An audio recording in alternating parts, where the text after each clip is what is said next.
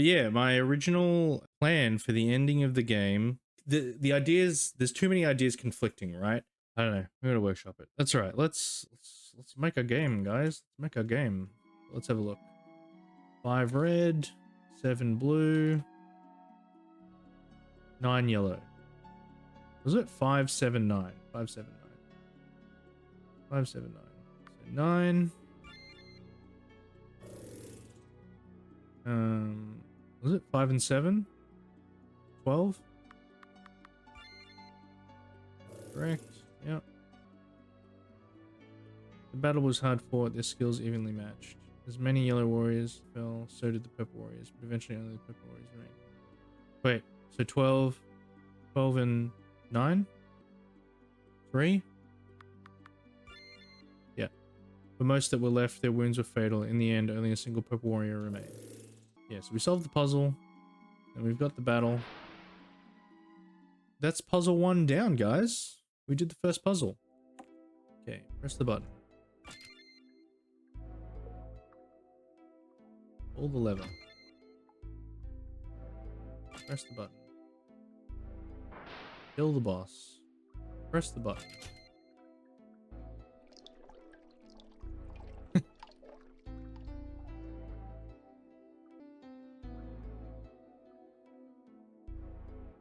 And voila. Cool. So, guys, that's our second puzzle. That's our water temple puzzle done. Hey, it's me, Bill from Arla Games, and we continue. Last time we made the fire temple, and today we should be building the sky temple. As I've been thinking about it more and more, because I'm still actually trying to figure out the ending of the game, right? Because what I thought I came up with initially seemed alright, but then the more I thought about it, I was like, oh, it kind of doesn't make sense. And now that I've changed some things with how the story's happening, even more things don't make sense. And then I was realizing mechanically, I was like, some things don't make sense. Sky Temple, the final temple. Yeah, it is. It is. I mean, I guess I can reveal it because it's probably not what the story's going to be. But what was going to happen is that the king. This is why you make the story rules. Yeah. See, that's the thing. I don't actually have a lot of experience with writing stories. Yeah, I've just kind of been. Hello, story expertise trailer jury. Story expert. I'll add you in the consult in the. I'm gonna update your. Oh no, I have you as the writing consultant because you've helped with this. Well, you haven't. Well, yeah, you've given tips on the story, but your main thing has been helping me write silly dialogue lines. Or maybe I could do story dialogue consultant. Sounds even better. Just gonna make up fake titles for you guys, make you all sound important. But yeah, my original plan for the ending of the game. So you drop everyone off at each temple, right? Always with the impression and the idea that they're going to be returned to you at the end, at the Sky Temple, right? And then you get to all fight together in the last temple and fight the final boss together and live happily ever after. So I was gonna make it that that there actually is no treasure, right? There's no treasure, and like the story of the treasure is actually like been put out there as a way to lure adventurers in. And this story of the treasure was actually created by the king, and he wanted these adventurers to come and try to claim this treasure and go through these temples. And this is why he always needs 4, right? Because he knows that they've got to go through the temples. But basically, these temples were actually originally established by the god of death. The god of death, or just death, right? And, well, in tandem with the king, these things were established. Because the king wanted, or his goal, which again, this will be changing, but his goal that you don't know about, you learn about later, is that he was seeking immortality, right? And basically, you know, tried all these different things, and then, you know, started looking into uh, the god of death or death, and um, somehow got in communion with him and was like, look, can you cut me some kind of deal to grant me immortality? And basically death was like, okay, if you can, you know, it's one of the, it's like, you know, how many likes does this post need to get for you to sponsor me or whatever? You know those, you know, you've seen those things on the internet, and then they're like, oh, if you can get 700 shares and da da da. So death was basically like, if you can bring me 444 souls, and I made it that number because I was like, four's the number for death, and it's a silly number, and yeah, 444, right, was the number of souls that he needed. Also, it works out perfectly because it's divisible by 4, right? It's a number that's divisible by 4. And so he needed 444 souls, and your 444 sounds tough. What a tough number. Yeah, who cares about 6, 7, right? It's all about 444. But yeah, so basically, like, lots and lots of adventures have come seeking this treasure. He's built these temples, and the temples act as a place. So when they get dropped off and go into the crystal, they're actually being sacrificed. Their soul is being sacrificed to death. They don't know it, but so they're basically being tricked into giving up their souls, right? And again, haven't thought a lot of this through. I was just like, I just needed to come up with what was going to fit. Yeah. So right. So they're tricked, but everyone just thinks, oh, it must be really tough to get this treasure, right? Yeah, it must be really tough to get this treasure, and uh, you know, so people just assume that adventurers have just died trying to get this treasure because it's just really hard to do. When in reality, they've been progressing through the temples and then just dying all along the way. Just the fact that the king was helping so much leans towards that twist. Right? Yeah. You know, so the king's helping you out. You know, you think he's being like, oh, it's very dangerous. You need to make sure you have a full party. And he's like, no, I need 4 people because I'm sacrificing 4 of you at a time. So you go through the temples, and yeah, they've been built in conjunction with death, and they're just these spots. So you're going through not realizing that you're sacrificing your party members, right? And you get to the Sky Temple, and your party is returned to you, but they were going to be like their portrait sprite was going to pop up, and their eyes were going to be white and glazed over. I was expecting this king many streams ago. Well, see, but this is the thing. I kind of want to change it, right? It's kind of not working. I mean, I might end up keeping it if we can figure it out together. But yeah, so they return to you, and you're like, oh my god, you know, it's so good to see you, and they're just like, they just come up to you and are just like, you know, ... ellipses, ooh, ellipses, always with the ellipses, right? And all of their faces, their eyes are white, and you're like, what the hell's happened to them? And you learn that, and this is where I feel like it was falling apart, because I was like, you obviously get your party members back, and you know that something's wrong with them, but what causes you, the knight, to still go through the dungeon with this party? Because they're leveled up, right? They're level 10. They're just these empty vessels, and basically, you know, the voice of death, you don't know it's the voice of death, but that voice that you've been hearing in each of the temples is death. And he basically says, well, look, if you can still get the treasure, it's still there. And look, I've prepared these vessels with you to help you complete the temple. See, like, this is where it started to fall apart. I was just like, this doesn't quite make sense. Like, how does this motivate the knight to want to keep going with the treasure? Because in my head, the cool twist for me, your party could be the boss fight before the boss. Well, I've thought of that too. I was like, maybe you have to fight them to free them. but again, so the ideas, there's too many ideas conflicting, right? Because one of the ideas was that I want you to be reunited with your party and to go through the Sky Temple with them, and they're top level now, and you get to experience the full party, and the combat will be challenging, but you'll have this full party that's fully powered, and it'll be lots of fun, and you'll get to the final boss. And then that's also where the final boss, the twist would be revealed. There is no treasure. This was all machinations of the king and the god of death, and you fight death, but you can't.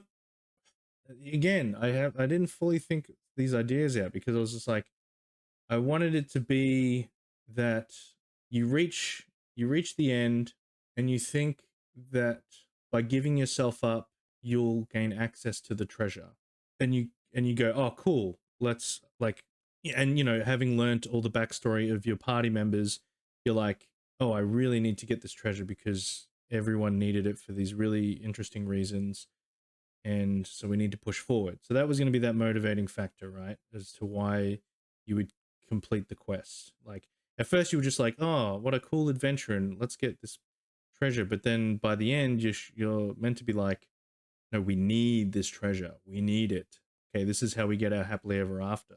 And you would give yourself up, and you'd think, oh, we're about to get the treasure, and then it plays like a cutscene where you find out that this last soul you've given is what gives the king their immortality, and they're like, more ha ha ha, and you get the bad ending, right?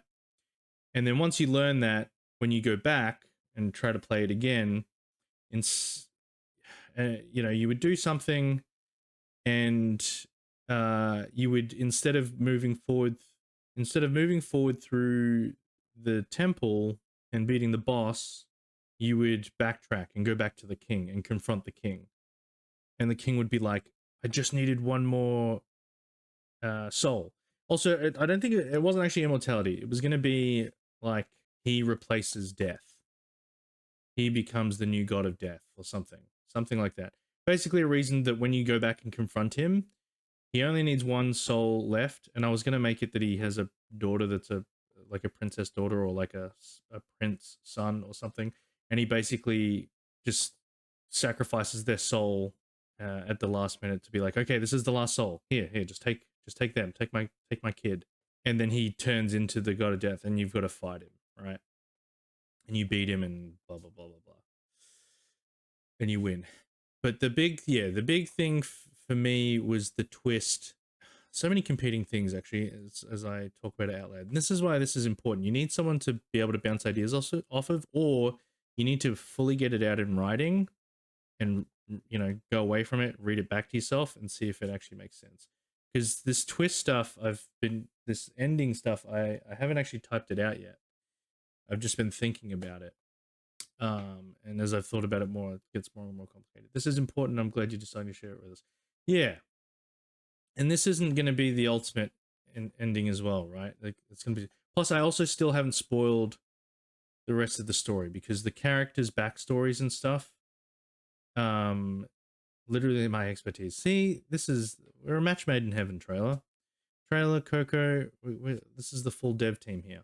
Yeah. So yeah, the backstory, because this is extra twists, right? Is going to be the slow reveal of each player's backstory.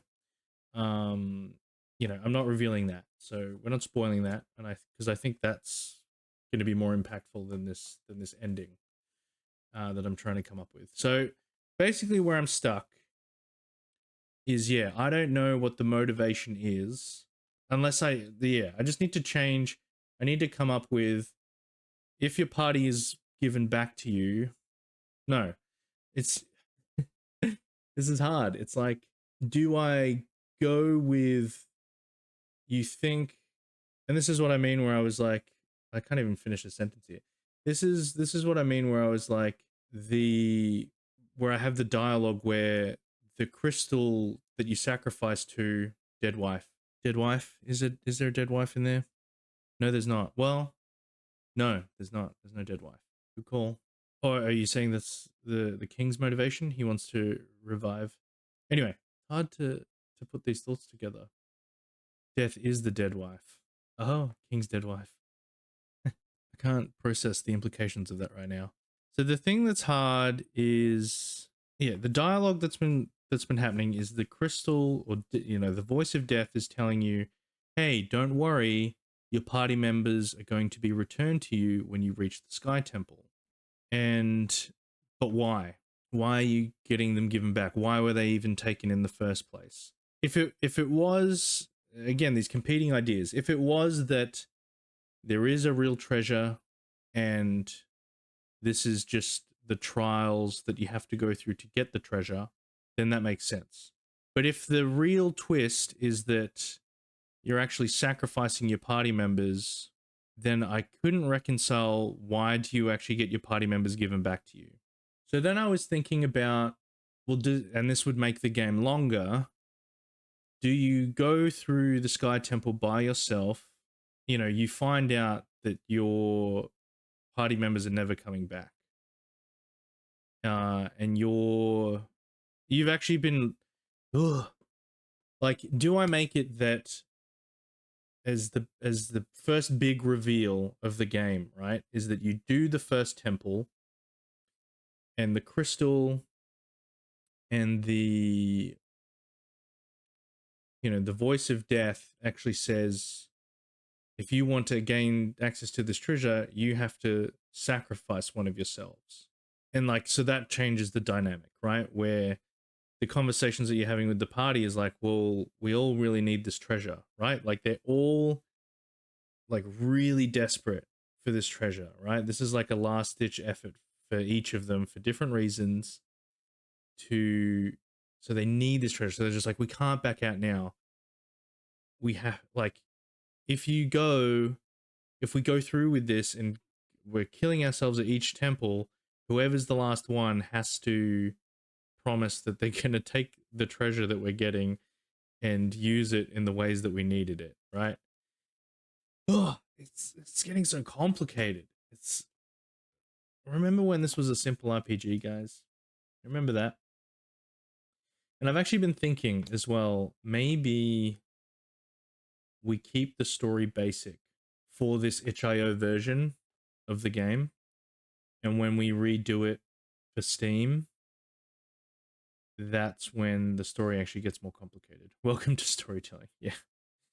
Yeah, seriously, when I first thought of it and I first, it all seemed to connect in my mind, right? It all seemed to make sense one after the other, but I wasn't actually thinking hard enough. I wasn't thinking critically enough.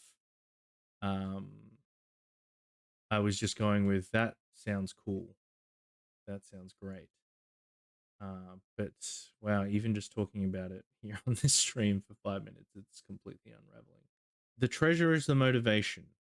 The twist is there is no treasure. The treasure was the friends we made along the way. I don't think you have to dumb the story down to make it simpler. I think there's a missing piece you just need to think of. Yeah, that's the thing.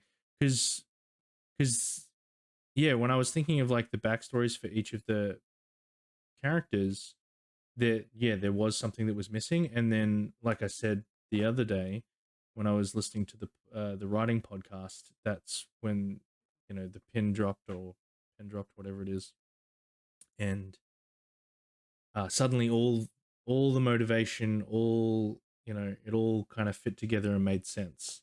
If I can get that across thematically within the game, yeah, I think it could be something really cool and really special. But yeah, now this twist and this outside thing of the god of death and the king being a secret villain, all this kind of stuff, it actually feels like tacked on, like it's like a separate story that's happening, when really the thing that I feel like is going to shine here is the individual character arcs or reveals of their backstory and why they're doing this. And so this outside villain is becoming less important. I know. I've got to keep workshopping it, and that's the thing. We've got so much time. we're still building the skeleton. Mechanically, I don't really want anything to change. I think it still makes sense, you know, that we're losing party members all along the way. But there is a way to foreshadow the king so it doesn't feel like it's tacked on. What if you make the MC have something special that allows the party members to come back? Well, that was the thing, right? I was sorry, I didn't finish that thought. What was going to make it longer is you tackle the, you know, if you know that everyone's dying and you're the last one. Also, this was another thing, new thing mechanically that we're going to change. I need to write it in the thing in the design document. Because the knight is the all-rounder, right? But he becomes the all-rounder because each of your party members, when they leave you, teach you a skill that is special to them. And depending on which order you do it in, depends on the type of, you know, you would get a higher level skill, you know, if you take a party member all the way with you through to the fire temple. And so when you're there giving themselves up, you know, the mage comes up to you and goes, look, I'm going to go, but here, I'm going to teach you this. And so the knight will not learn a skill through leveling up at level 3, level 6, and level 9, because those skills will be given to you by whichever party member you sacrifice. And so again, that builds the arc of the knight when he's at the end, you know, and it's between him and, you know, the one other party member you've got. They're like, no, you're the strongest of us. You've learnt everything. That's got Ocarina of Time sage feeling. Oh right, yeah. Each sage blesses you with something. So yeah, so when you're at the Sky Temple, you're a one-man army, but it's only because, you know, of the support you've been given by your party members. So it's like, it makes the most sense that you're, and you know, so you'll have all the abilities that you'll need to carry you through a solo dungeon. It won't be as long as the other dungeons because it could get quite tedious fighting only as a single party member. Even though I'm going to make sure the encounters are, you know, you're only ever versing one monster at a time kind of thing, or if there is two, that it's not awful to fight, right? Yeah, I want it. So he'll go through the temple, he'll get to the end, find out that there is no treasure, and death is there. So again, this was another story thread that I thought of that doesn't fit in actually with anything else that I've done. But basically, he's like, look, I've claimed the 3 souls of your friends. But you've become a very powerful soul. So this would be a different motivation, right? This would be without the king being a secret villain. This is just between you and death. And he's like, you have become a very powerful soul. If you give me your soul, I will return your friends to you. Like I'll bring them back.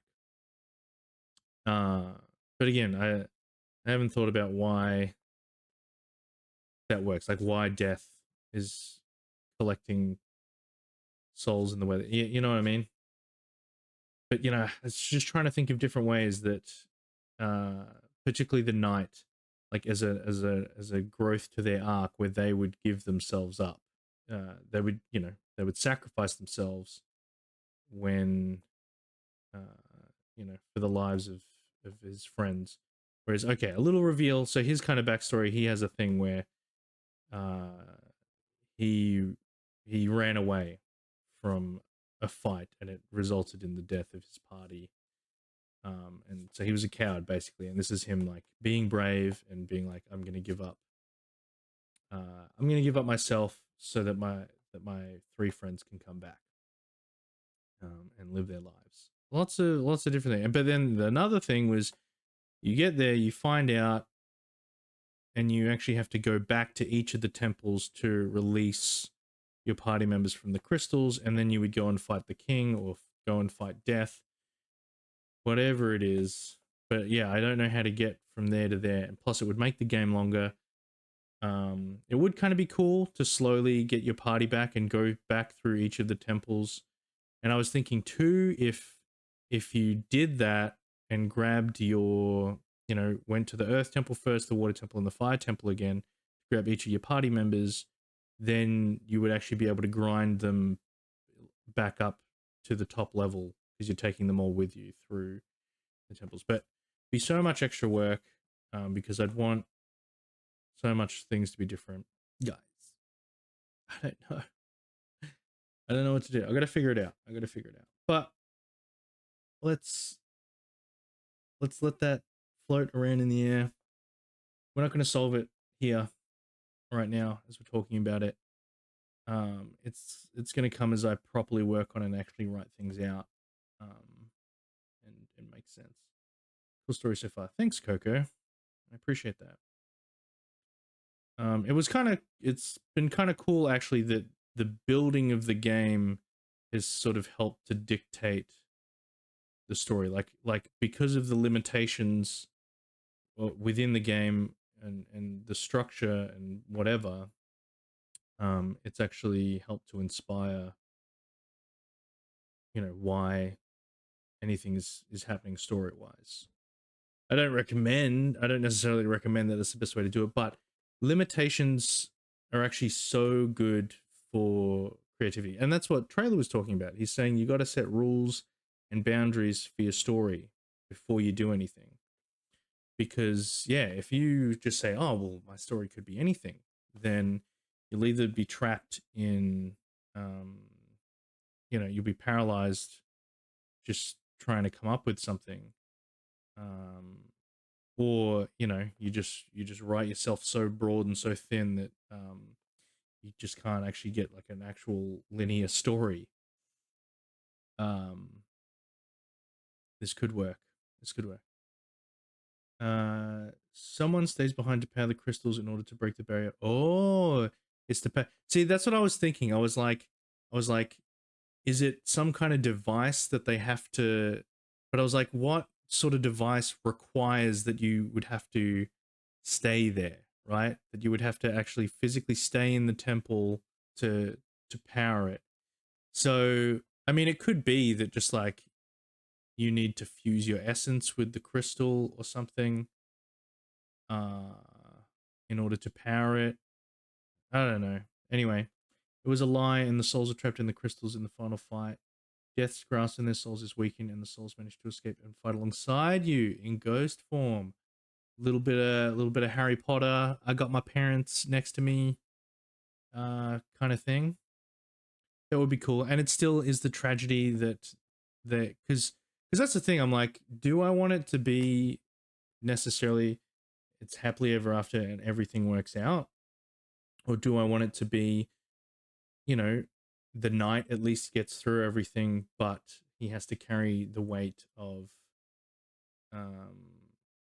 his the party's gone, and you also know that the stories that you've learned about have ended, and the weight of that is there too.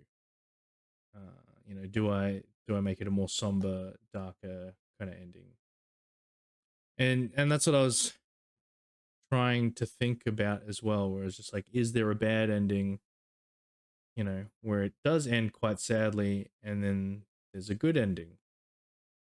I've always been interested in multiple endings for my games, or secret endings, stuff like that. But I think sometimes a story is more powerful. Well, in books, you don't have multiple endings, right? You don't read to the end and then, it says down the bottom, hey, if you didn't like this particular ending, please turn to page, 72 for the alternate ending. It would be a story of redemption. Yeah, right? I've been wrestling with, yeah, do I sacrifice the happiness of the player, for a neat and happy ending with, yeah, an actual story, a real story with real consequences. Well, not real, but you know what I mean? Like there's consequences in the story. It's not just, oh, it looked like everything is going to be bad, but luckily, you know, because they got that secret item, they were able to get the secret ending where everybody lives and everybody's happily ever after. Have you never read a Choose Your... Hey, come on. I know. We've read Goosebumps. We've read Goosebumps. Friggin' hate those books, man. I actually only loved buying them for the covers and just having a collection of them. I read maybe 2 or 3 of them. And when I did read them, they're actually, the ones that I did read were actually pretty good, pretty spooky stories. But choose your own adventure ones, it's so annoying. So this is interesting, like learning that. Side note, can you send me a picture of Bo the Cow Knight? Oh, you want to make a, um, yeah, but yeah, I will. Remind me again at the end of the stream. Actually, no, I'll just do it now. I'll do it now. But, but, where are you? I want to see how you did his horns. His horns? No, that's the thing. He doesn't actually have, he's not actually an anthropomorphic cow knight. He's, it's Harold with, with some tiny little horns on his helmet. That's, yeah. I was like, how do I do minimal? Anyway, I just sent it to you so you can see that. Yeah, it's on the visor. Yeah. The Sky Temple could be a prison and the king could be tricked. I think Shang-Chi. Hmm. Yeah, so maybe it's not death. It's just like some kind of demon. But he thinks that so if you feed the demon 444 souls, well, you don't think it's a demon, but if you feed this entity 444 souls, you'll get granted a wish or whatever. The Philosopher's Stone. Ooh, original. Uh, God, I love Full Metal Alchemist. That's so good. Spoilers. Uh, but that could work where, yeah, the king, yeah, thinks that by giving, yeah, so he tricks the feed the crystals to break the prison open. Yeah. If I may mentioned, it's so good. It's so good. I need to watch it again. Yeah, so that could work more where, yeah, the king, and maybe maybe the king has a bit more of an interest, because I kind of wanted the king to just be, he could have a more interesting motivation, but I literally had thought just like he just wants to be immortal, or he just wants, maybe he has an interesting reason for why he wants to be immortal, um something like that. But yeah, basically he's set up the, comes back to, yeah, to the dead wife. Yeah, maybe, yeah, 444 souls to bring back his dead wife, something like that. Could be a child. Child could be uh more devastating. Losing a child, everyone could understand. Go, um you know, overcoming heaven and earth to bring a child back. But I guess, the love that you have for your wife, that could be strong as well. But well, that's, thank you, Trailer. That's reconciled that a bit better. That yeah, it's to power. Yeah, so the lie is the treasure. The treasure's a lie. The cake is a lie. It's to draw adventurers in. They've got to gather their party, then they go out. They're tricked into thinking, hey, we need we need you to power this, to focus your energy into this crystal. And when you light all 3 crystals, you'll, it's just funny to think about that they're literally like, I was thinking it so literally in that they're like just standing next to the crystal like this, but they're there, whoever's at the Earth Temple is going to be standing there the longest while the party goes off and tries to, complete the other temples. And what happens if the party's not good enough to get through each temple, right? Motivation for immortality is knowledge or to build, greed or fear. Yeah. If he, wants to be immortal, it's because he's afraid of dying, or, he wants to take over the world, whatever it is. But yeah, I just thought of it so literally. But if it is, the way I've been doing it anyway, that they're like sucked into the crystal and that's what powers it, then they go to each one and gets to the Sky Temple, uh, is waiting for his part.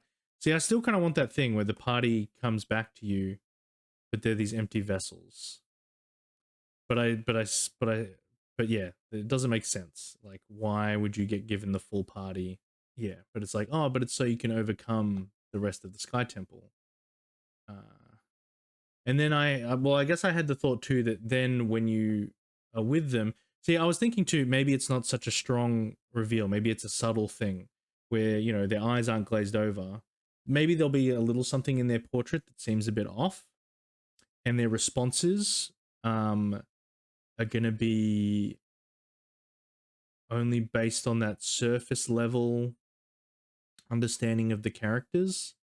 Like when they respond, they're like, "Oh, let's get the treasure because of this original reason that I gave you that I need the treasure, not the one that you've learnt about, that is much more interesting." Like there would be things in the dialogue that would make you go, "Oh, is this actually? Are these guys all right? Is my party normal?" And you would venture through the Sky Temple together. You reach the end, and then basically those vessels that are there like will force you to get sacrificed, right? Because you're obviously going to resist right at the end. You're going to be like, no, no, no, I'm not going in there. Like, death will be like, oh, ha, ha, there's no treasure, you fool. Now we're going to push you into this last crystal. Um, and then you would have to fight the the the party. Who, yeah, and see, and then if you skip the dialogue, you will never know what is going on. Yeah, yeah. That's definitely reconciled some of it. Yeah, I still don't know about the party. Look, do I wanna do I wanna work on it, knowing that I might have to change that whole setup? I need a good reason that the party comes back together, or I need to just scrap it entirely. Uh, well, you did give that thing where they come back, but I don't want them to just come back in the final boss fight. I want you to have time with them, to have the full party. Maybe the crystals just harvest their souls, but the process never finish, and a little bit of their soul is left. Or it's like the crystals have like primed them, and then they give them back to you so that they can be fully sacrificed at the Sky Temple. Because maybe the Sky Temple is where the main sacrifice happens. And maybe it hasn't sacrificed their souls, but like this time that they spent in the crystal has actually like brainwashed them so that they're being controlled, so that when they're there, they're actually compliant, and that's why they turn on you and force you in to be part of the last sacrifice ritual. And then you kind of got to break that spell on them. Get 3. If you do something like the prison, when the temple opens up, it would take the boss time to fully awaken and become full strength. The big bad uses the party against you to slow you down. Oh, so maybe I free them at that point. So yeah, so there's the reveal. Yeah, he's not fully powered yet. The empty vessels, well, not the empty vessels, but the mind controlled party members turn on me. I have to fight against them. When I win the battle, they're back with me. The big bad escapes. Maybe the king turns up there. Like the king's there as well because he's like, yeah, maybe the king's there as well because he's like, he's there so he can get his wish, right? He's ready for you to be sacrificed so he can get his wish. But because you win the fight, but the 3 of you still have to be sacrificed. Or 3 of you still have to be sacrificed. Because I was going to be that, um, the demon still needs that last soul. So instead instead, because he can't get your soul, he just takes the king. He takes the king's soul, and that frees him, and he kind of runs off, and you've got to get to him through, and that's when you can go with the party all together to chase down the demon and fight him. Well, I was thinking as well about having a instead of like going to the king all the time. Although you would still go to the king because he'd like help you get a ship and get the airship and that kind of thing. But the actual progress of the temple opening would be like a separate area on the map, kind of like the Temple of Time. You know, like this. You would go in there. There'd be like a big stone slab. You'd read it. It would be like, and that's where that thing too would come. You know, by powering the 3 elemental temples, you will be granted access to the Sky Temple. And so you would return there. Like maybe it's not a Sky Temple anymore. Maybe it's just a temple that's always there, and like it's a big sealed door. It's like in order to break the seal, gain access to the treasure. So maybe we're not going to build the Sky Temple yet. I'm not going to build the Sky Temple today.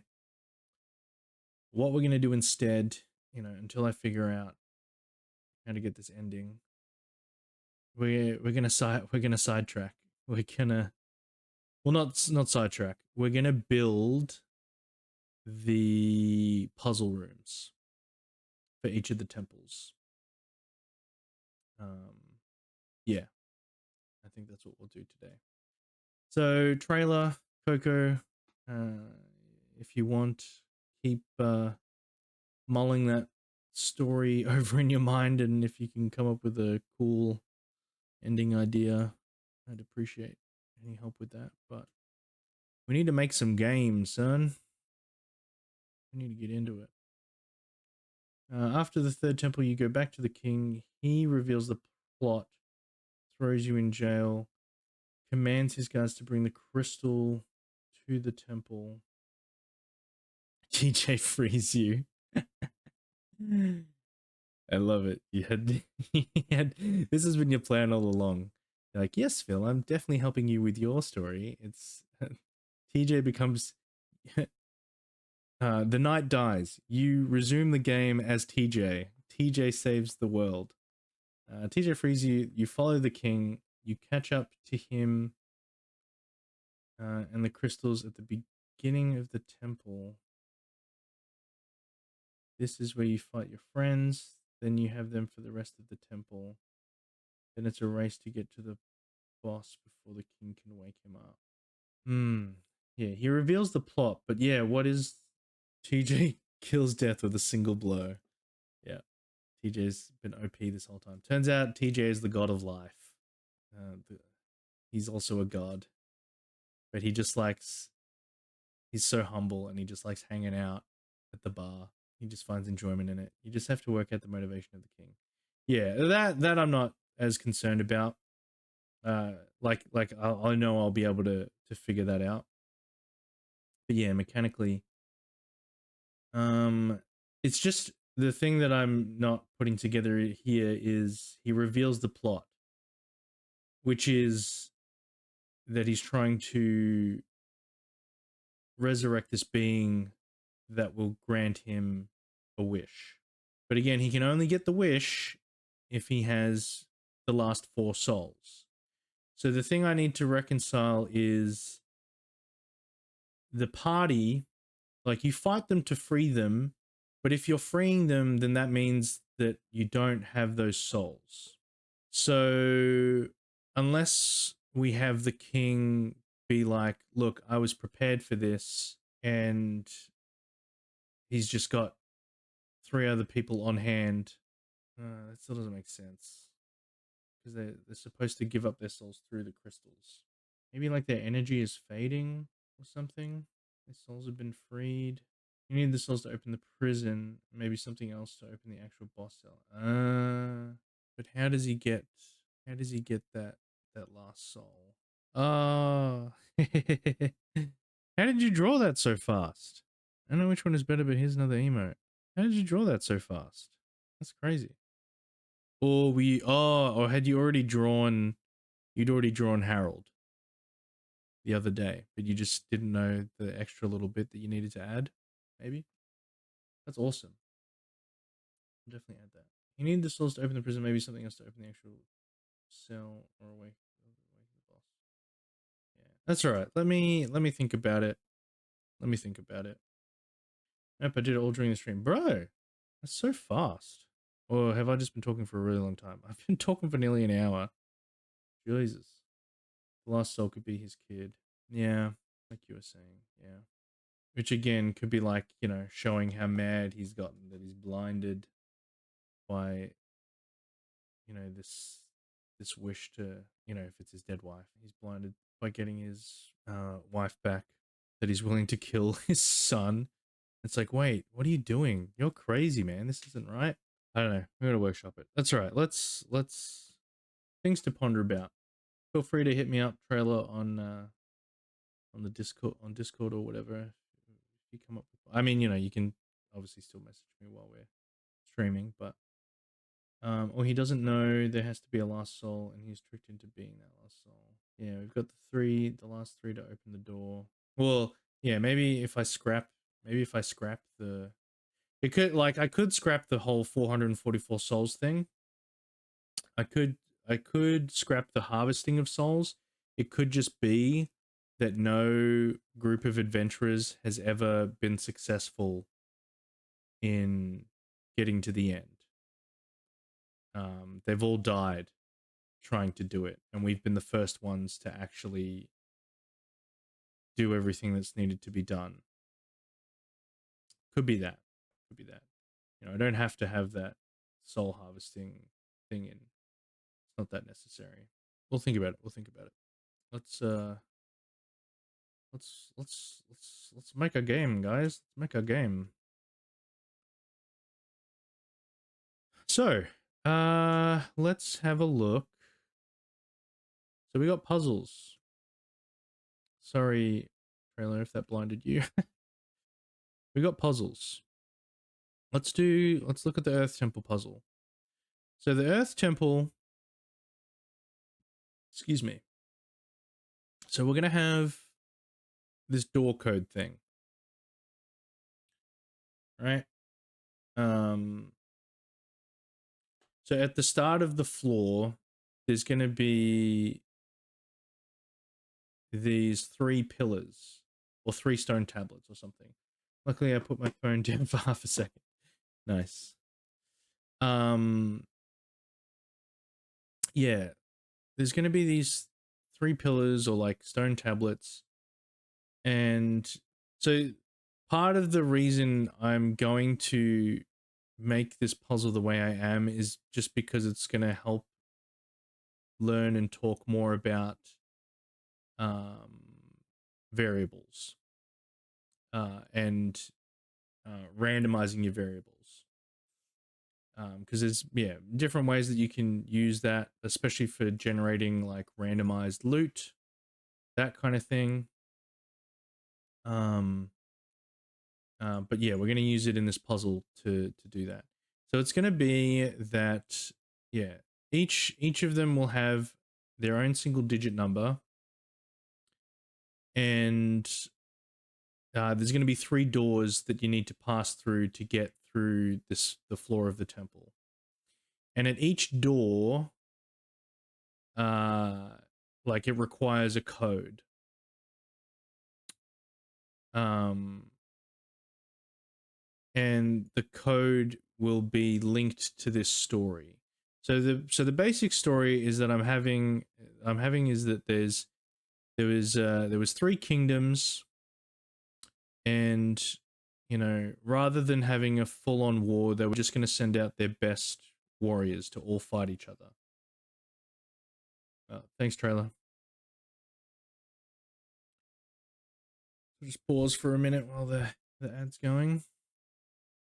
Oh, it's over. Okay. Thanks. Yeah, so we've got no ad. Yeah, thanks. We've got yeah, there's a story of 3 kingdoms, and they sent out their best warriors. How does that work?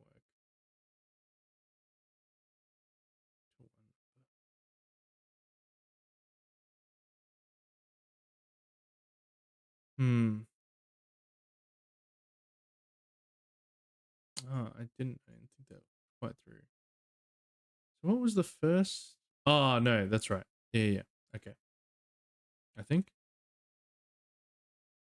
first door is referring to one number. Two door adds 2 numbers together. Third door adds 2 and takes away the third. What is this first number going to be? Oh, maybe, yeah. So the first door might ask, how many warriors were in the red kingdom, right? There'll be the red, blue, and yellow kingdom, right? And so first door will ask how many warriors were in the red kingdom. Um, and you can't memorize these numbers, right? Because every time you play the game, it will be a different set of numbers. But yeah, so you'll need to read all 3 pillars, but then you need to read the pillar that tells you how many of the red warriors they sent out. And then in the second door, the story goes that 2 of the kingdoms, the red and the blue kingdom, they joined together to create the purple kingdom. And so the next door will ask how many warriors were in the purple kingdom, and so you go, oh, I need to add the number of warriors that were in the red kingdom and the number of warriors that were in the blue kingdom. And so in order to get through the second door, I have to do some simple addition and produce that number and enter that number into the thing. Then the last door will say that the purple kingdom fought the yellow kingdom, and the purple kingdom outnumbers the yellow kingdom. And so how many of the purple kingdom warriors were left standing, right? And it'll, because it'll say like they were evenly matched or something. So they fought, and only how many were left. And so it'll just be the purple number of purple kingdom minus the number of the yellow kingdom, and that will be the number that you need to enter to get through the last door. Not super interesting, not that great, but I think mechanically building it will be interesting and will teach us some things. And perhaps as we go, we can make it a little more interesting. I don't know. But so we're going to build that in our Earth Temple. So we're going to change the Earth Temple map up.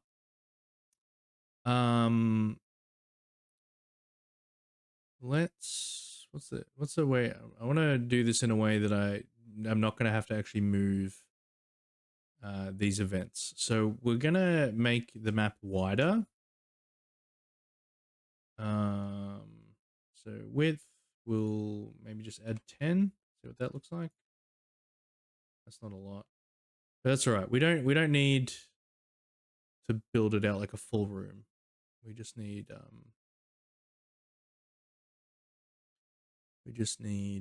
enough.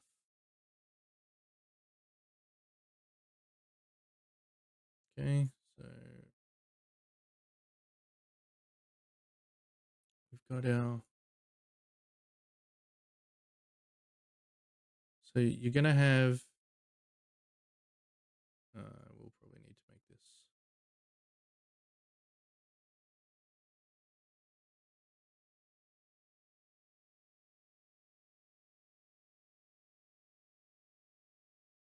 Oh, why is Why is that imagery coming to mind?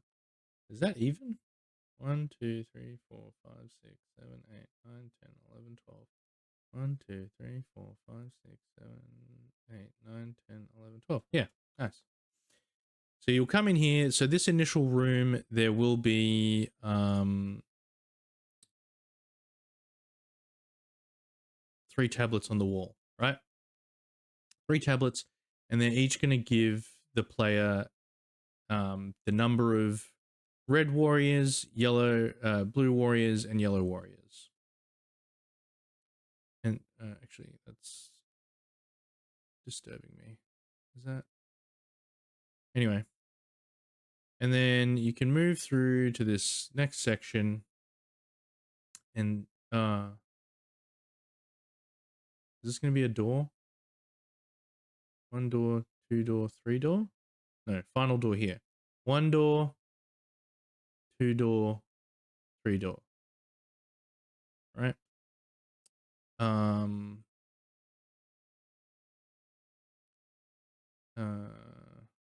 Maybe we don't make it a door. Maybe we'll just make it an object that is blocking the way.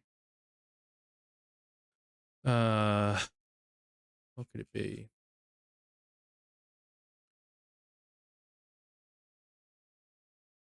All right,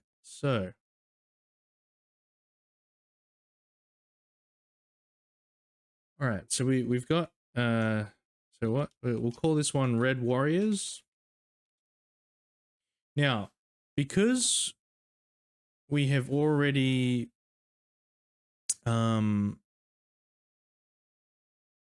because we've already placed this tile on the map here and not made it this image here, right? Because the tile's already there, we have to make sure that we change the priority here to same as characters. Otherwise, you won't be able to press the action button on this tile and activate the thing. So, so show text. We'll have it dim and we'll have it in the middle because it's going to be a description thing. You see an image of. Now we need to use one of our special characters here. Oh, I actually need to make my variables first. So let's just do that for the second. So I'm just going to click tick variable just so I can easily go here into the variables selector. We're going to do red warriors,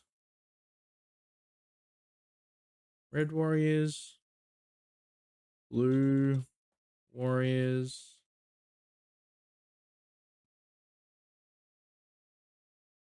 yellow warriors, and we'll do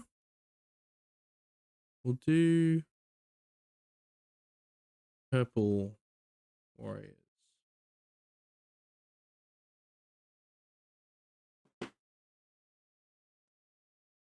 Yeah. All right.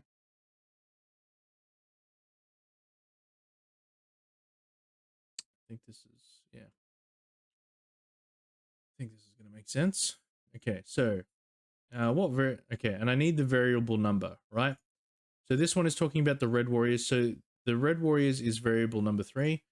So I'm going to untick this when I'm done, but just so I can keep track, I need this variable number 3, right? So when we hover our mouse over this, we've got our control characters here. The first one there, the \V with the square brackets and the N in the middle. The N would be the variable number that you give. So so \V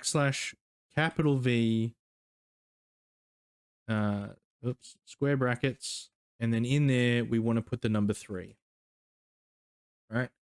So you see an image of red warriors And so we haven't set the Red Warriors variable to anything yet, so it will be 0. So when we read this text in the game, it will say, you see an image of 0 Red Warriors. Okay? And that's all that's going to say. That's all that's going to say.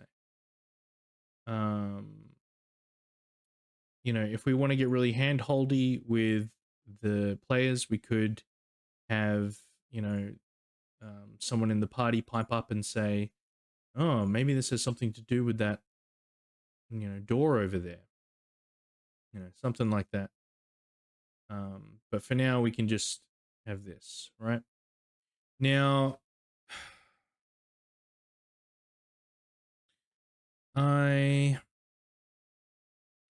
so we want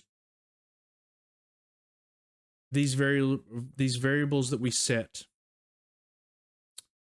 for these numbers to be random, so that every time a player starts a new game, when they get to this puzzle in the temple, they can't just go, oh, I remember the numbers from last time, and pass through. They will have to check these tablets every time, because the numbers will be different every time. Do I recommend that for a puzzle like this? No, because as a single player game, there's no reason, for a game like this, there's no reason to make the puzzle random every single time. If you had like a roguelite type of game, then you would probably want something like that. So every time the player approaches this puzzle, they have to engage with it every time in order to get through it. But, you know, for a game that typically you're only going to expect a player to play through once, there's no point in doing that. Again, I'm doing this for this stream just to show you how to implement something like this. So we're gonna create an event in the corner here. This is gonna, I'm gonna say, I'm gonna call it random puzzle numbers, and we want it to run parallel. Do we want it to run parallel? Yeah, okay. We'll get it to run parallel. Yeah, because there's no way you're gonna get to one of these quick enough before it's done everything. So we want it to control all the variables. Now, if we go back to my design document, I said here that the first and second numbers are going to have a random number from 5 through 9. And then the third number is going to have... Oh, that doesn't make sense. What's the lowest? 5 and 5 is 10. 10 through 9 and 9 is 18. 17. 10 through 17. 9 through 17. Oh, no, that doesn't work. What's the lowest?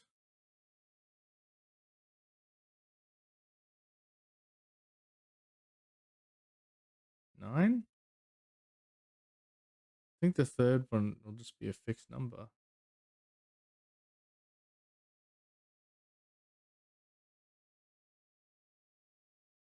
I make it also 5 through 9.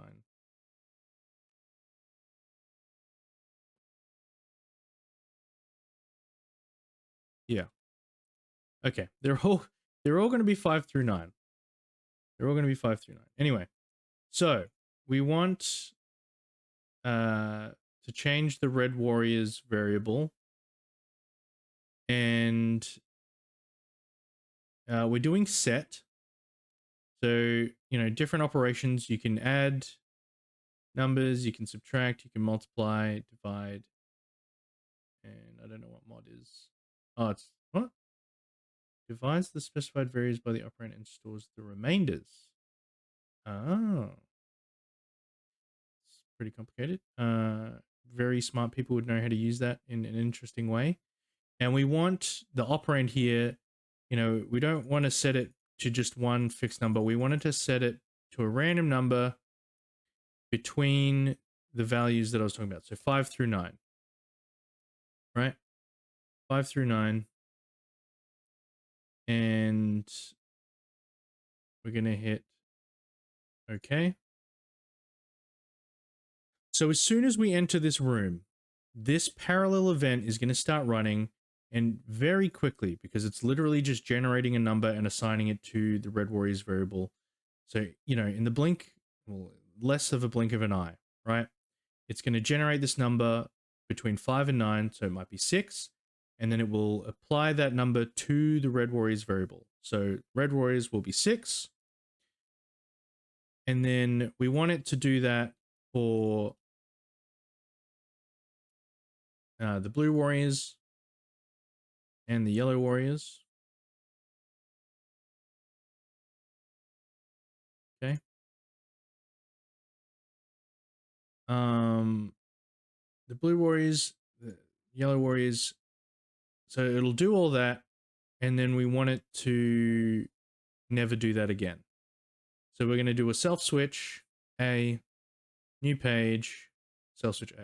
All right, so it's going to do that, and then it will never do that again because it will be stuck on this self switch A page.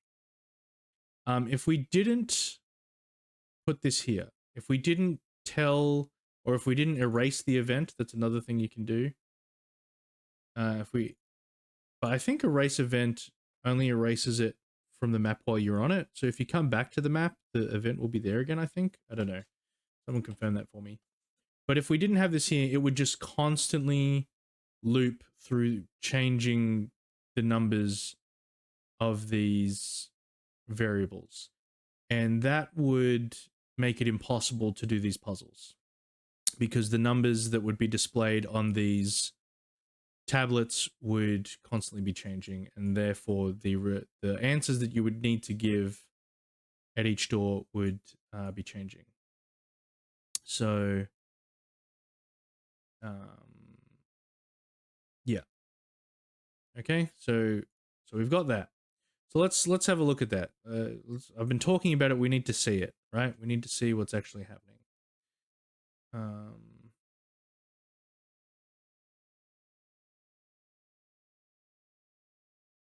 Jeez, I was like, why is this taking so long to load? Oh. What?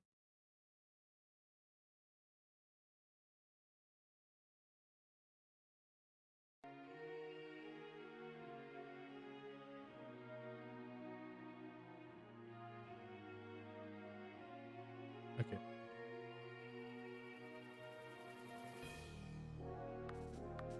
You guys hear that? The music?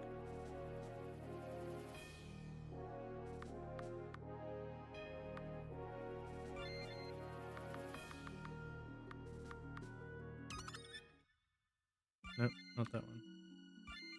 Yeah, okay, cool. Which save? Is it this one? Nope. Oh wait, maybe?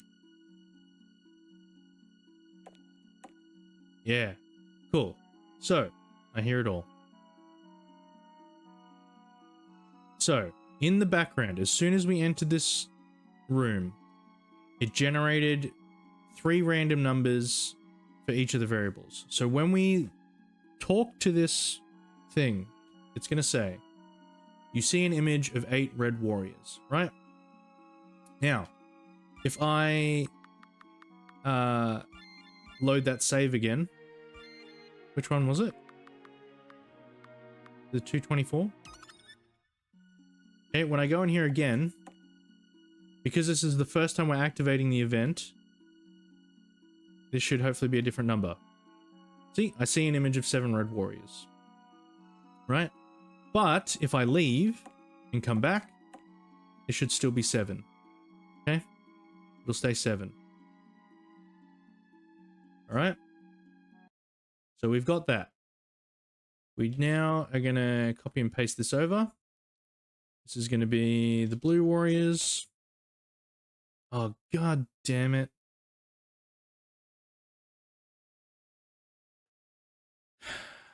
I have to ban you, Coco. So this is going to say blue warriors and oh, I also forgot to turn off the variable. Not that it actually affected anything, because the variable is always going to be greater than 0. So blue warriors is number 4, so we're going to change that to 4. Okay, I'm going to turn that off. Turn that off. And what's this one? Yellow. Yellow warriors. Now I'm going to like change this later so that it's not red, blue, and yellow. I mean, it kind of works for like the color combination turning into the purple kingdom, but like they're going to have like cool names like the Ishvali kingdom or something. The Ishvali warriors. You see an image of 7 Ishvali warriors. You know, you see an image of 10 Snagram warriors. That's a terrible name, but you get what I'm saying, right? I'm going to make it more interesting. So yellow warriors, and this is going to be variable number 5. Let me just double check that. Yes, yellow warriors is variable number 5. So we'll untick that. Hey, variable number 5. Bam, bam, jump up and down and move it all around. Mambo number. You get it. You get it. Cool. So let's have a look. Let's have a squiz. I should make a new save.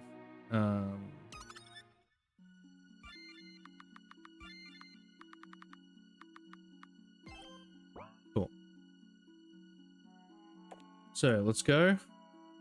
So random numbers have generated for each of them. 7, 8, and 9. It's very funny that they happen to be sequential, right? So 7, 8, and 9. And then we're going to go to this one here, and there's going to be a thing blocking the way. And when we talk to it, it's going to say, you know, how many red warriors stood on the battlefield.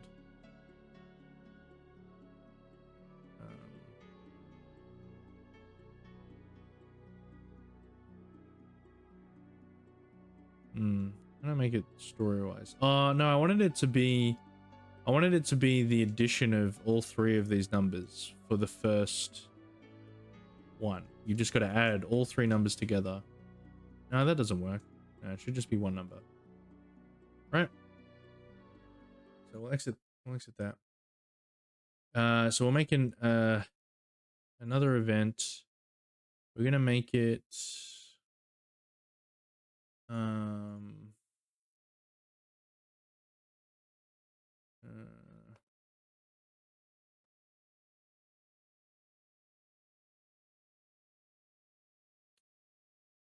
like a flame standing in the way, maybe.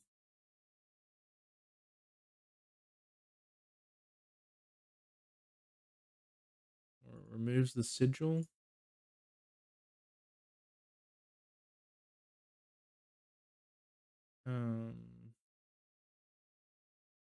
So we're gonna put on direction fix and stepping, so it's gonna have this little glowing animation to it.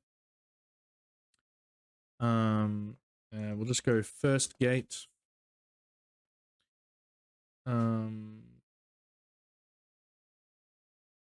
it's gonna be very simple, right? There's gonna be we have something. Oops. He's everywhere. No, we don't want a portrait, right? We're just maybe we make it dim in the middle. How many red warriors are there?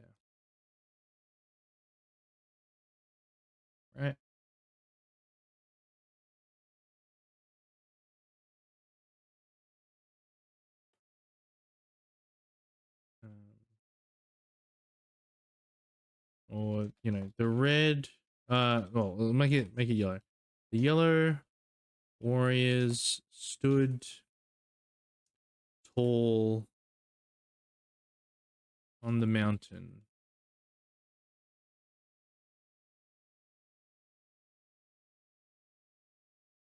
How many?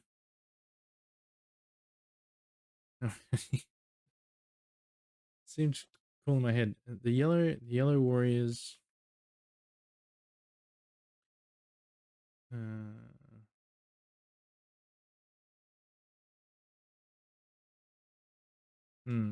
Yeah. Anyway, how many were there? It's kind of lame. Kind of lame.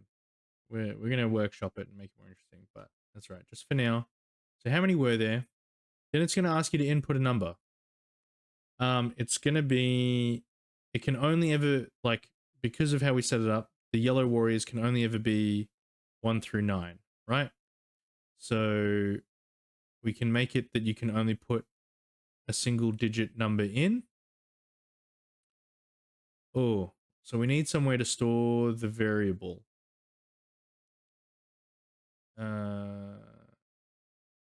Is that what we want? No. What if we do that? No. No, it's going to store the variable. So we're going to go player answer, apply, and we're actually going to change it to 2 digits, because this is going to get changed multiple times. No, actually, no, it doesn't matter. No, yeah, we can leave that 1 digit. That's fine. So we've got this thing called player answer. Then we're going to do if a conditional branch. If player answer is equal to so we don't know what this number is going to be, right? So we can't say if the answer equals 9. Like we saw it was 9 that time, but it's not always going to be that. It's going to be whatever we've set the variable to, right? So if the player answer is equal to the correct number of yellow warriors, then we can do an else branch.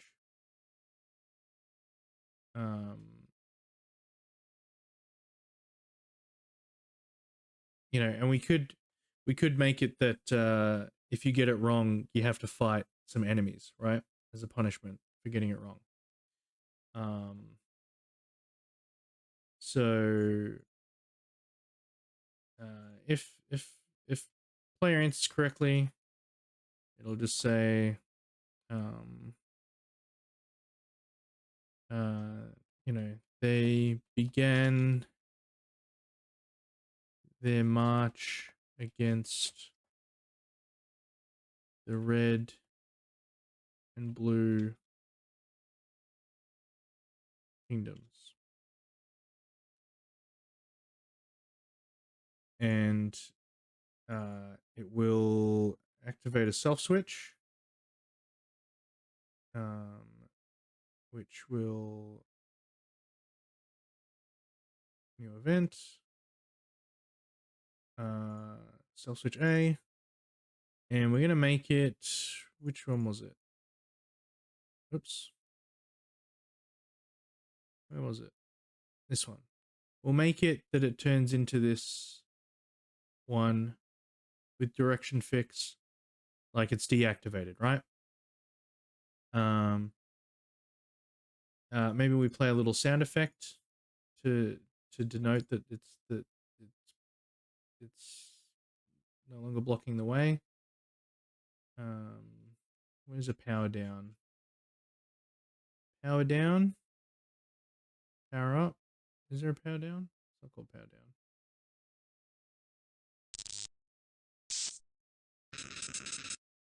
No. They're down. D down. Door. Darkness.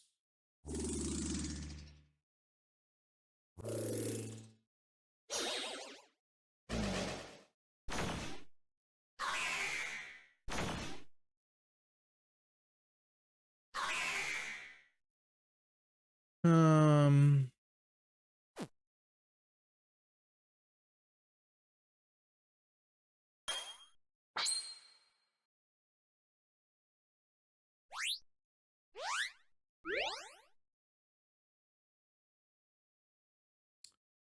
what do we want?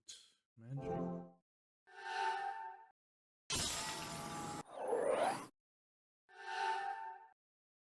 Whatever. Just do that for now. So you get the idea. So that little sound effect will play and it will, the animation will change, the sprite will change to this. Darkness 1 sound close, but I'm open to finding another sound. Darkness 1? You reckon? Darkness 1. I mean, yeah, it does sound like it's powering down. Let's do that.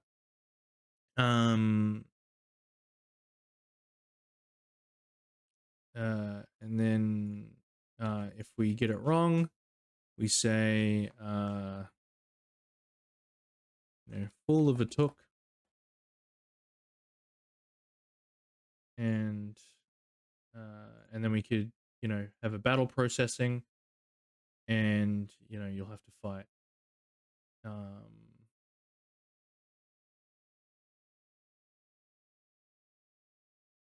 Fight, and if you lose the fight, you get a game over screen.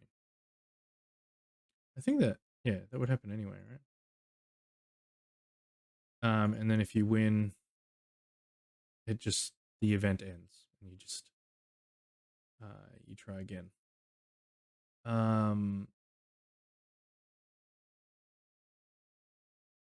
Yeah, and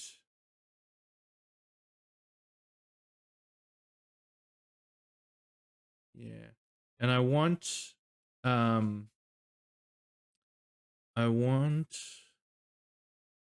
the player answer variable to reset to 0, so that because if we don't change, if we don't make the player answer go back to 0, then when they go to the next door, whatever digit they put in previously will still be there when it asks them to input a number. I'm pretty sure that's what it'll do. But just to be safe, we're just going to set the player answer to 0 and do that. And maybe we'll do that here as well. So that way when they enter it again, it will show a different number. Okay. So let's see what happens. I think I set everything up right. Okay. So we go here. Again, the numbers will be different. 8, 8, and 7. So the answer needs to be 7. The yellow warrior stood tall on the mountain. How many were there? Let me go 7. They began their march against the red and blue kingdoms. Except I forgot to change this so that you can actually walk through it.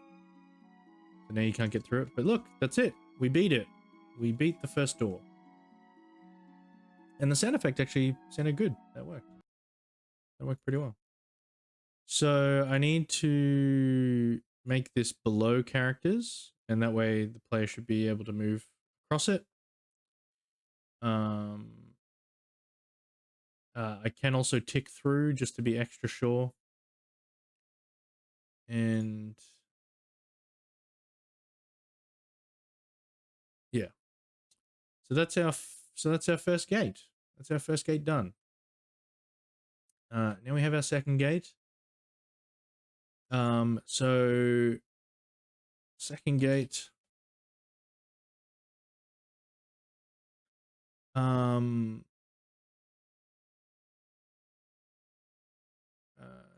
We say the red and blue warriors knew that divided or knew that only by combining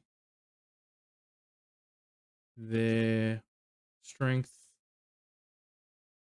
could they hope to take on the yellow warriors.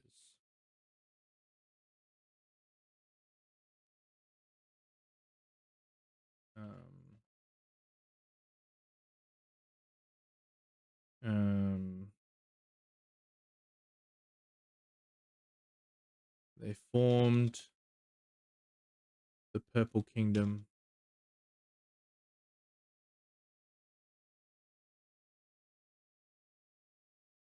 Red and blue realized that the enemy of thy enemy is a friend. Yeah, yeah. And joined forces. They formed the Purple Kingdom. They formed the Purple Kingdom and they formed the Purple Kingdom. How many stood in their ranks? So player answer, we need to give 2 digits because there is the potential. Well, actually, yeah, because the lowest number they can possibly have is 5. So even with, you know, if they both got 5, you would still need to be able to put in the number 10. So if, oh,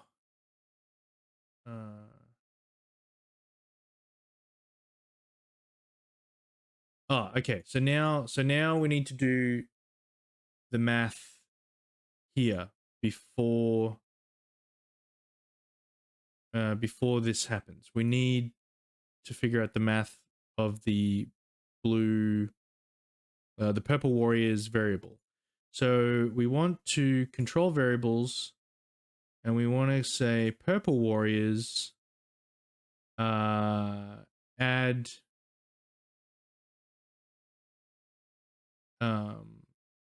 add the red warriors, right? And then again, is there a better way to do this? And then again, to the purple warriors, we want to add the blue warriors. So as it moves through this, purple warriors variable will add the red warriors. So if red warriors is 5, purple warriors is 0. 0 plus 5 equals 5. Purple warriors will now be 5. Next step, purple warriors, which is now 5, plus the blue warriors, which we'll say is 6. So 5. So purple warriors 5 plus blue warriors 6 will then change purple warriors to 11. So the player answer will need to be, if player answer equals purple warriors,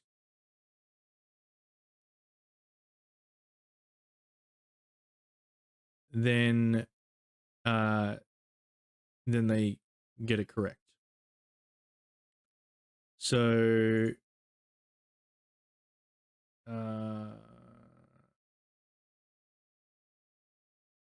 yeah, and then so then we get the next bit of the story. The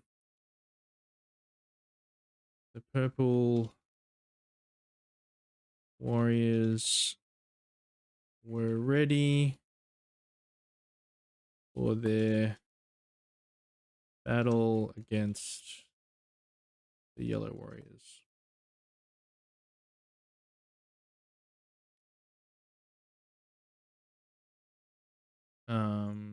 Woo woo woo woo. And still switch on. Da da da. Again, same thing. If you get it wrong, you get a battle.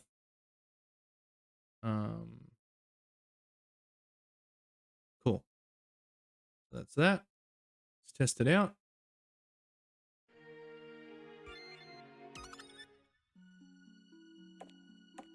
All right. 6, 5, and 9. All right. Let's see what happens when we get it wrong. Full of a took. Into the battle. We can't escape. We're gonna... Sorry guys, you're gonna have to watch the fight.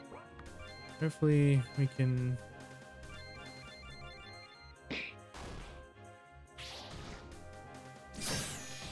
Uh-oh. Guys, we might die. We might actually lose. Oh my god, the poison's gonna kill us. The rogue's gonna die. Oh, wait, I don't want to charge. Why can't I?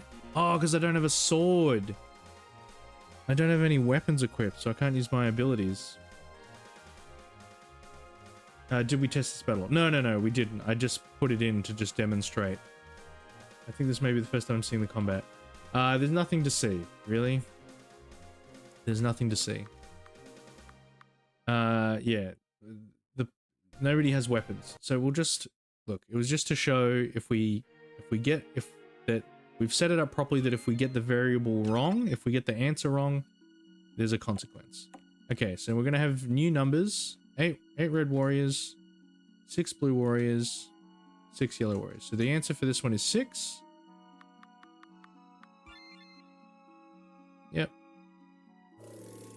Cool. And look, we can pass over that. Beautiful. Actually, that's not true. I remember we were thinking of renaming battle arts. Yes. Yeah, we were going to come up with cooler and more cohesive names for everybody's abilities. So... Right, second one. The red and blue warriors knew that only by combining their strengths could they hope to take on the yellow warriors. They formed the Purple Kingdom. How many stood in their ranks? Crap! Guys, you remember what the numbers were? I can't win this battle. Was it 6 and 8? 12? No. That's not 6 and 8. 6 and 8 is 14. Yes! We got it. The Purple Warriors were ready for their battle against the Yellow Warriors. Okay, and there we go. Third door. And then we'd have the last one. Right. So now we got our last door. Third gate. Ooh, we're gonna get up to the 8th gate. Any Naruto fans out there? 8th gate. So our last one is going to be the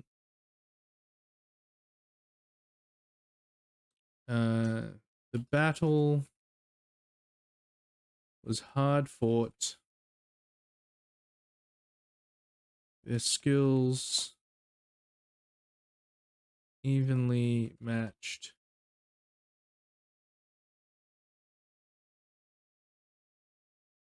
Their skills evenly matched. Naruto is great. Yeah. The battle was hard fought. Their skills evenly matched.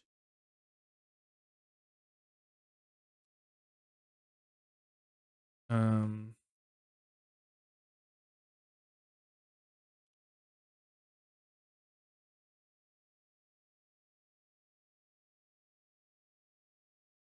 evenly matched.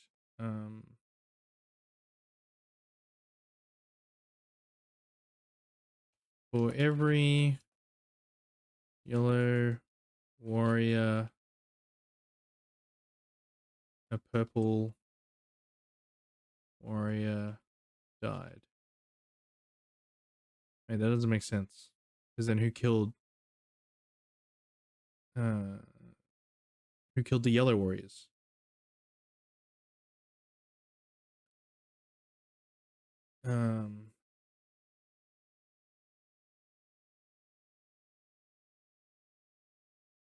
Guys, my story's falling apart again. For every yellow warrior or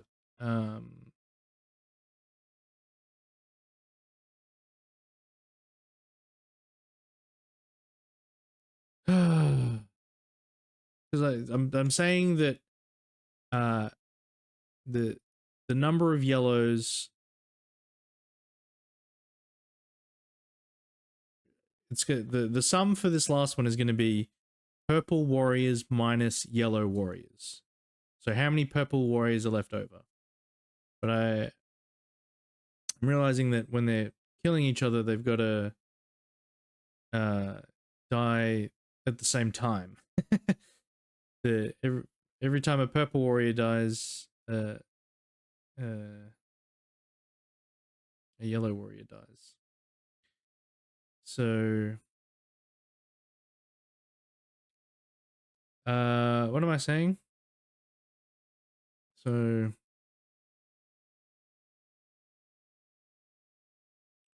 as many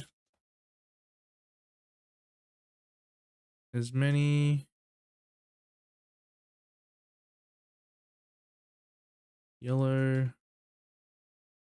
warriors that fell, so did the purple warriors. But eventually,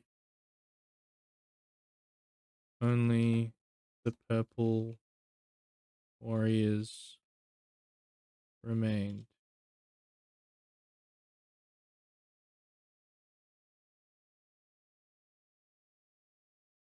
How many purple warriors survived? I definitely need to rework this framing for this thing. Again, it seemed like it made sense in my head, but actually putting it into practice doesn't quite make as much sense.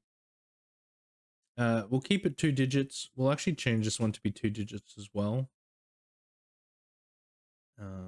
Just for consistency.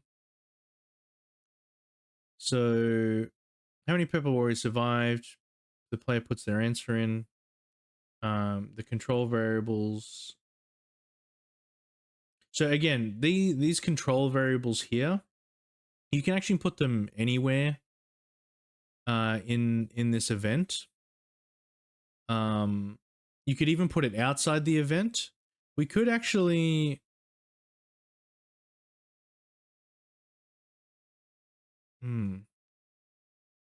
for we could actually put it here. Oh, actually no, that won't work because it will change. I mean, we could put this one here because yeah, the first number of purple warriors we get is fine, but we're going to change the number of purple warriors in the variable unless I made another variable that said, you know, purple warrior survivors. But again, to keep things simple, we can just keep the purple warriors variable. They realized that their martial prowess was equally matched. So as the purple warrior fought the yellow warriors, there were many casualties until only the purple warriors remained.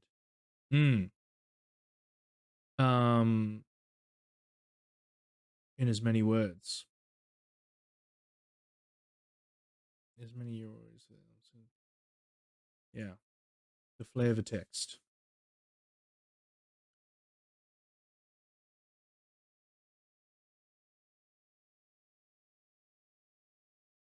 Equally matched. Yeah.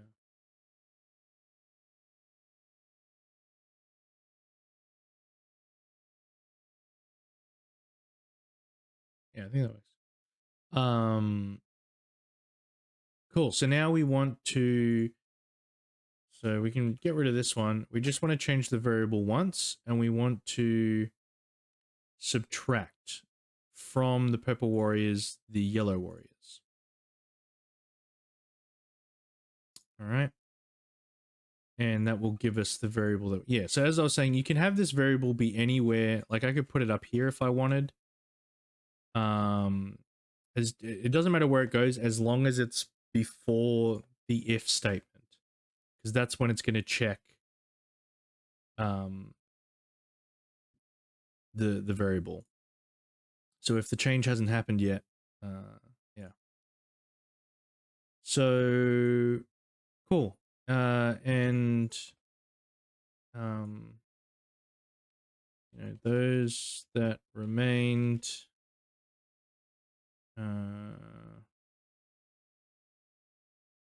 went on to be great leaders or something. Something like that. And that's it. And then again, we get it wrong. Yada yada.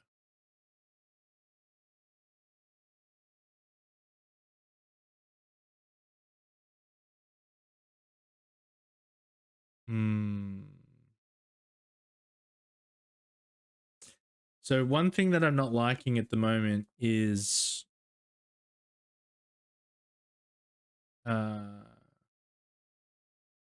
there's no way to cancel out of this, right? So as you get to the door, so when you reach the first door, you're not going to be ready for what it's going to ask you, right?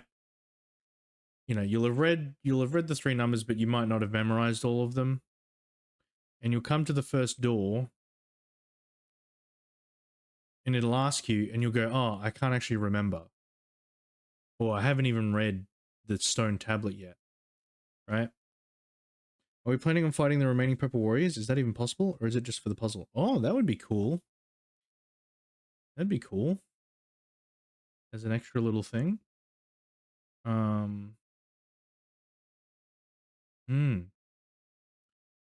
It would be possible. I would have to think of every possible configuration, like every possible number that you could get.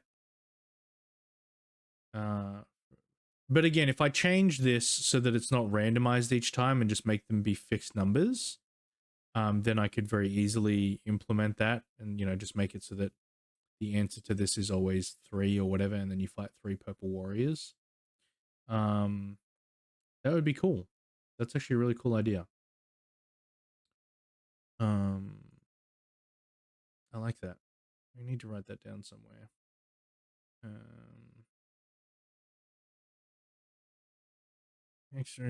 You then fight the remaining warriors. I mean, that might change because the story might end up being different. It's going to be something similar, but I'm going to try and work it out better. But yeah, I actually really like that. Making it not just be a puzzle. Because I'm also wondering with the puzzle level, because every single first floor on each temple is going to be the puzzle room, right? But I'm like, do I make it that it's just the puzzle only and that there's no random encounters? Or do I still let there be random encounters? Like, would that be annoying having that interfere with the puzzle element? But then you've also only got the ground floor and I guess the second floor to grind. But yeah, I don't know. Something to think about. I mean, I could just make it that because with random encounters, right, you set the number of steps that it takes before another encounter happens. So I could just make it a much higher number so that it happens far less often while you're on the puzzle floor. But yeah, I could just make it that it doesn't happen at all. Anyway, but that would be cool that at the end of the puzzle, just to tie it all in together more, you got to actually fight the warriors. That'd be kind of cool. And we could very easily make ourselves some purple there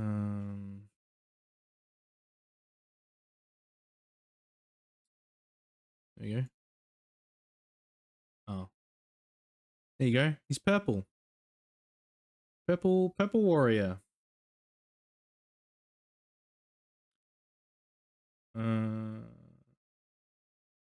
Or maybe make sure to make it so that one warrior is left at the end of the puzzle, like after the battle.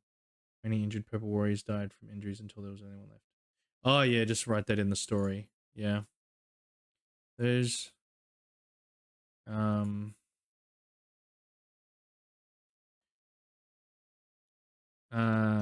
for for most their wounds. Oh yeah, because this is actually perfect because I'm supposed to have in each temple there's a mini boss. There's a mini boss and then there's the main boss. So this could be the mini boss of the yeah, of the Earth Temple is the Purple Warrior. I mean it'll be something different. It's not going to be this color thing. Maybe I'll keep the color thing. I don't know. It just seems kind of silly that it's like red, yellow and blue the primary colors. But for most their wounds were for most that were left, their wounds were fatal.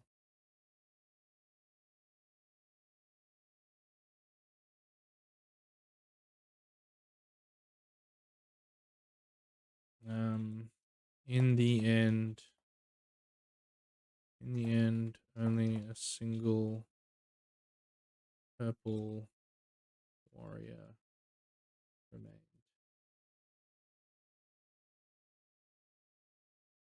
Yeah, and then there'll be a little sprite here.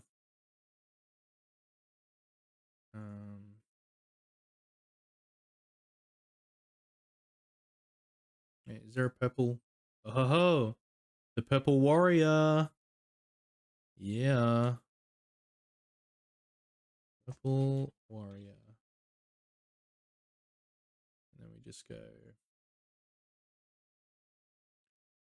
Our placeholder. You fought the mini boss and won.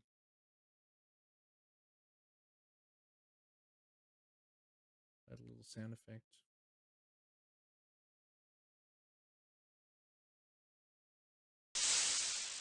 Oh.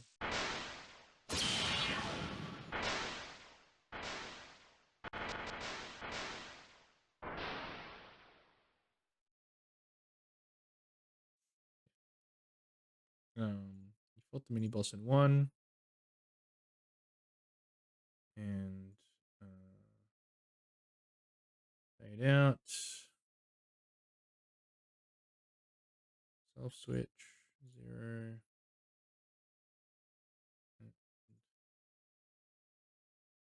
What are we doing? Fade in.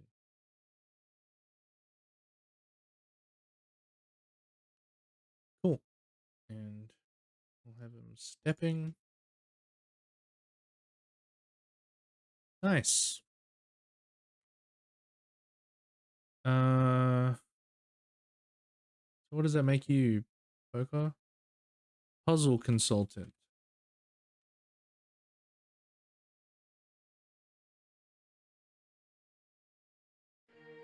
I'm imagining that after mentioning that, the game asks the player how many are left, then the battle starts like in a cutscene. When they get to the boss room. But that might be too much suggestion. Okay. Still a consultant, yeah.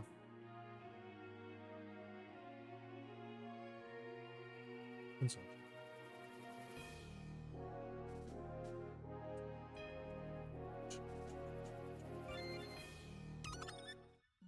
Cool. So, yeah, did we do that right? Ah, that's what I was saying before. So what I don't like is that by coming here and like if the player hasn't checked yet, they're not going to know and then they're going to get automatically trapped in a battle. So maybe I'll make it that if they get it wrong, it just does nothing. There's no consequence. But that kind of sucks. Let's have a look. 5 red, 7 blue, 9 yellow. Was it 5, 7, 9? 5, 7, 9. 5, 7, 9. So 9. Was it 5 and 7? 12? Correct. Yep. The battle was hard fought, their skills evenly matched. As many yellow warriors that fell, so did the purple warriors, but eventually only the purple warriors remained. Wait, so 12 and 9? 12 and 9? 3? Yeah. For most that were left, their wounds were fatal. In the end, only a single purple warrior remained. Oh, got an ad. Sorry. We shall wait. Is it over? Back. Okay, cool.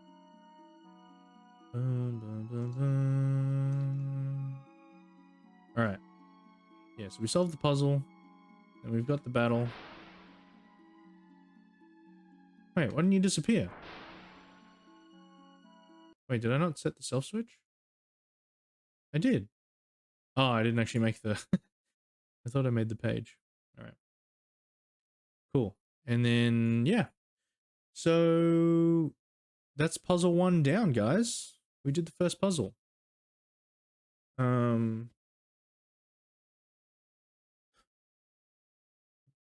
feel like I imagined it slightly differently in my head, though.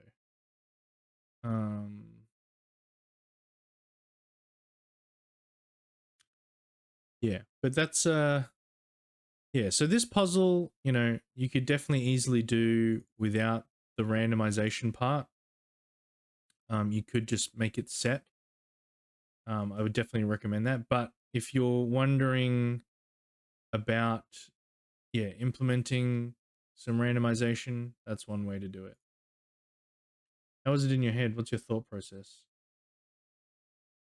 Uh, yeah. How did I go about it? Where, I mean, this was just me sort of writing it out as I was thinking about it.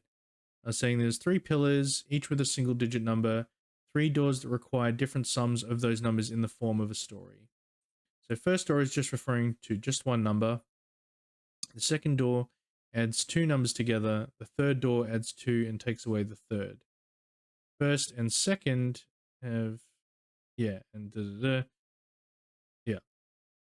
Story of 3 kingdoms, setting out the best warriors. 2 kingdoms join forces to take on the third. They battle and only X number of warriors were left. Yeah. That was basically it. But I guess the other thing I was thinking about was like presentation wise. Like I feel like I was thinking that you would read more of the story, you know, instead of it being revealed here, you would like read more of it as you walked through, and then you would only input the number here.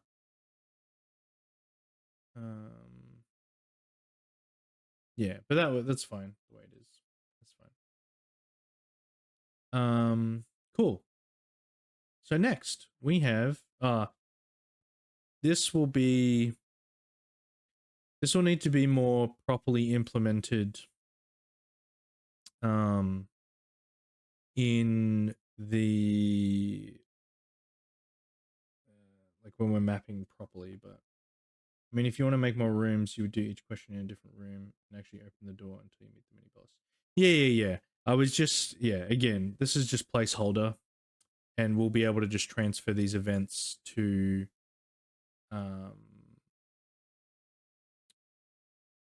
yeah, to where we need them. So we've got everything in place that we need. But yeah, when we actually map it out, I'll make them actual separate rooms. Although, yeah, you know, so this would be like a grand sort of entrance area with these 3 stone tablets, with the information on it, and then, yeah,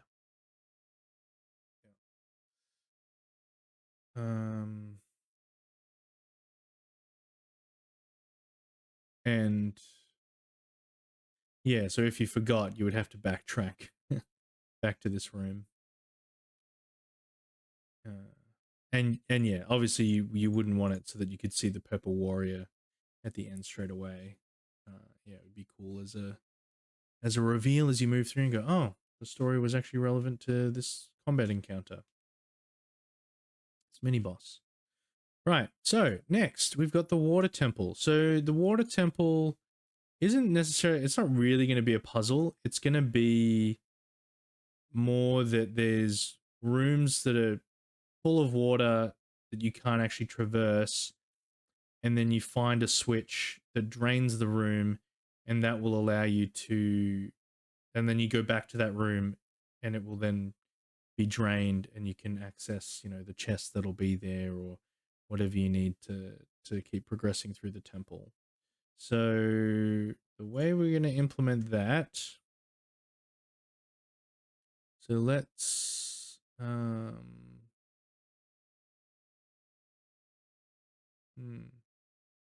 well, we could actually do it on a single screen. We could do it on a single screen.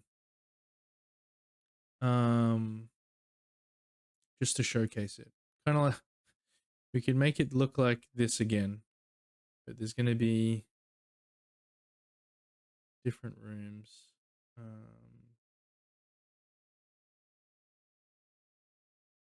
Yeah, let's do it on a single screen. Let's try that out. Let's see what that looks like.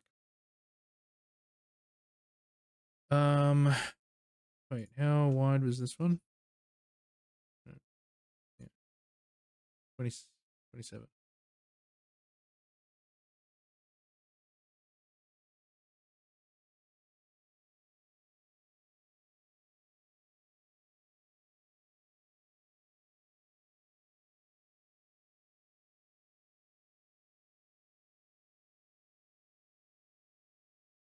Rule of three: find three switches and water level goes down. Are the switches easily seen by the player?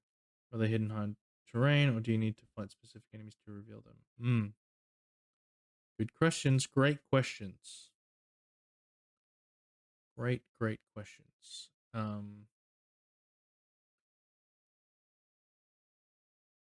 Yeah. I mean, we could make each switch. Well, I was thinking just like one switch and it drains that room, and then you go into that room, it's another switch, drains that room. But that's kind of boring, isn't it? Because we could. Excuse me. We could because we could make it that, yeah, all three switches need to be flipped in order for the room to drain, and um and each switch is accessed differently. One yeah, one's an obvious switch, the next one is a bit more hidden. You want it simple, so I guess one in each room is good. Yeah. No, but this is actually good, because while I am keeping it simple, I am also trying to build these things in a way that teaches you guys as much as possible about different ways to do things, different ways to implement things.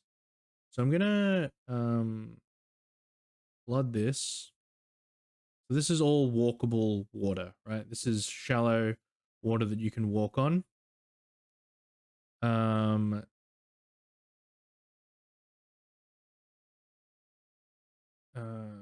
We need to make our rooms.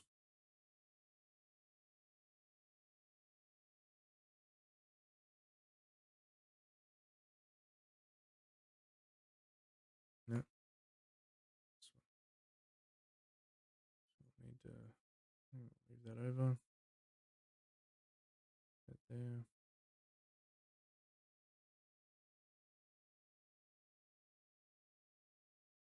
This looks cooler. Actually, let's make that and that.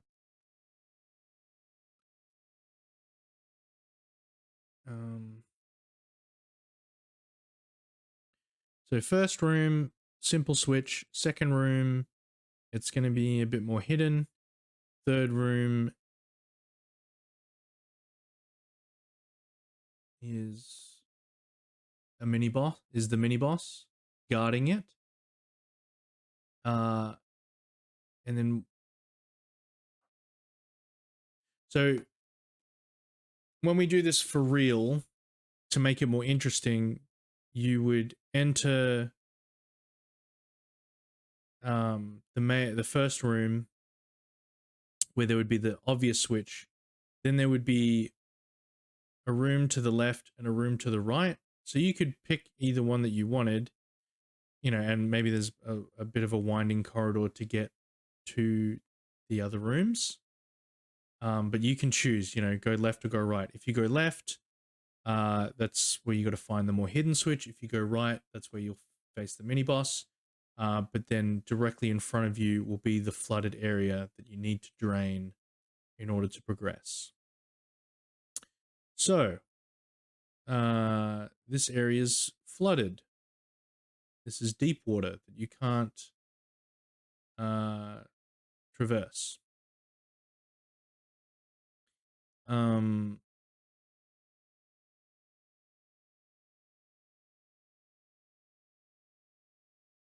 all right. Put that there. Do one of these. Bang. Why is that not? No, that's what we want. That looks better. So let's do that. Oh, this one. That. Yeah. Yep. Also, do we want to do that? But it looks like. Oops.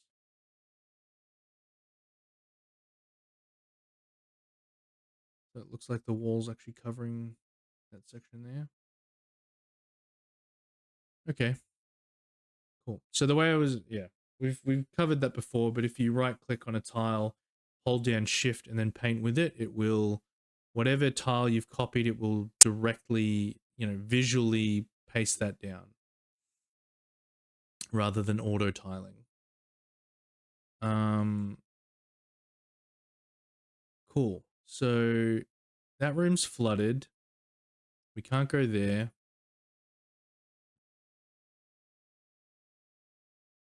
You can go, but you can go to these rooms.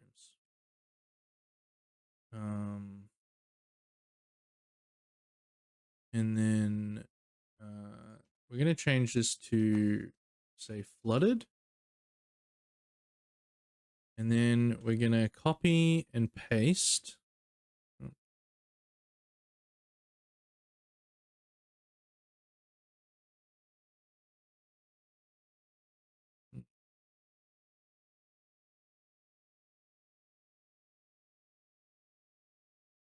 I don't like where that sits, but that's fine. It doesn't matter. And we're going to call that drained. And we're going to make it so that it's like this. Maybe it's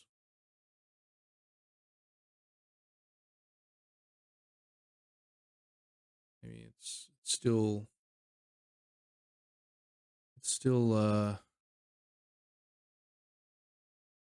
still got some water on it, but it's not completely flooded anymore. So the way we're gonna make it work is that once the 3 switches are flicked, and they can be done in any order. Once the 3 switches are flicked, the an event will be triggered that will auto run, and it will, you know, make it fade to black. There'll be a sound effect that makes it sound like the water's draining, and it will transfer the player to this drained map. And yeah, and then it will resume. Does that make sense? Does that make sense? So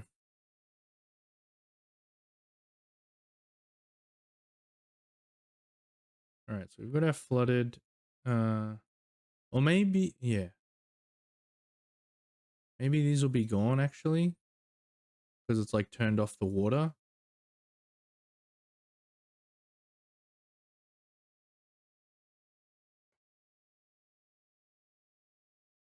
Is the player slow when walking in water? I should make that a thing. In my mind, it's like actually really shallow water, like a puddle basically. So it wouldn't actually slow you down. What I do want to do is put in like splashing sound effects and like a ripple. I think we talked about this before. I don't know if I talked with you, but I definitely mentioned it in a previous stream. So yeah, so we've turned off the water, so that water will be gone. Oh, maybe no, would that be too much? No, because I'd have to change the map like 3 times. Because I was gonna say maybe as you activate each switch, um, you know, there would be 3 of these things coming down, and you would watch them all disappear. I did mention. Okay. But then I need to create separate maps because I don't think I could create an event that has the waterfall tile on it. I don't think so. No. I mean, I could. There'd be a way to do it, but it would be too complicated. What we want to do right now. Yeah, that's fine. But that's an idea. It's an idea. So maybe we put a third one here. Oops.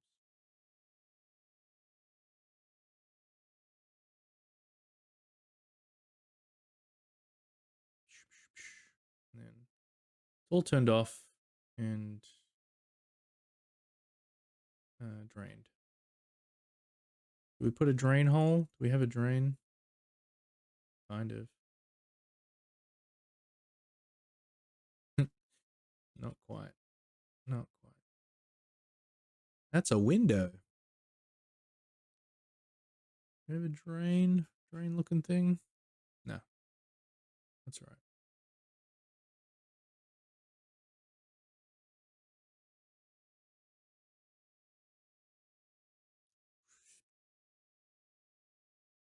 Anyway, we don't need it to narratively make sense at the moment. We just need to set up what we need to set up. So I should have made uh this map. I should have finished this map first. Anyway, because we need our switches.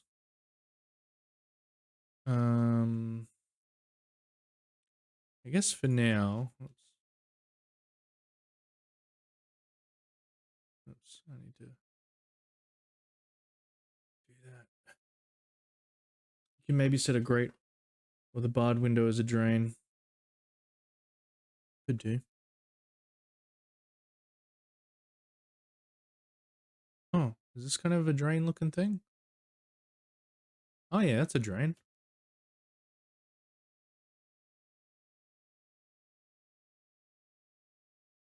And then that'll just be black underneath, I think.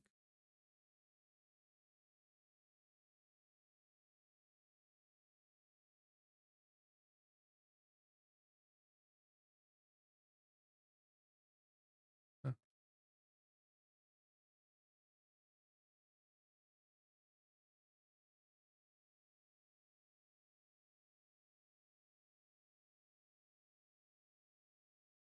This is transparent. Gonna be a good night, guys. Night, Coco. Thank you so much.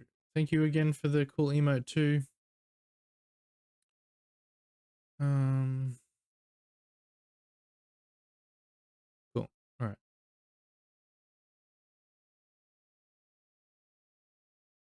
Yeah. All right.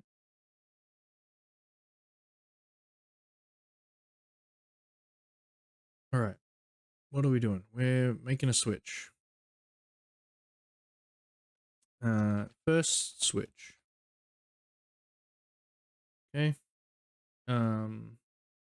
So we can set this up using a variable.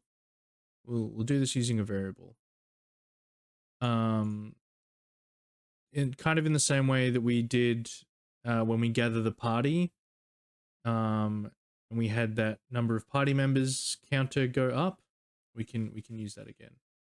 So we've got switches. Let's do a big silly switch. Right? Big silly switch. And we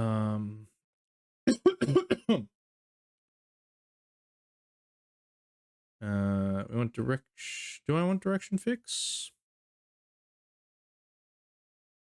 I want direction fix. And I want text. Press the button.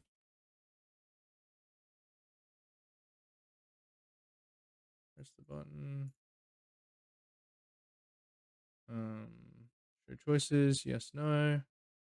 Make that dim in the middle. And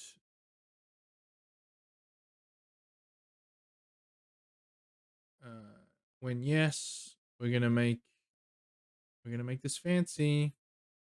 We're gonna make it set movement route. Wait, what I'm gonna do is I'm gonna steal. Where's our? Let's go to the hub town. I'm gonna steal this. Click sound effect. Yes, of course. We want a sound effect. So I'm stealing this movement route because what this movement route does is it goes this frame, this frame, this frame, this frame, which is the exact same thing we want to do with this button, right?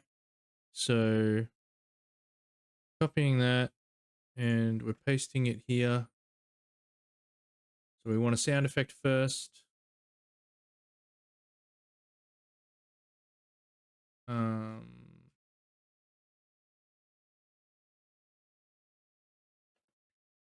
Where's the, I know the one that I want.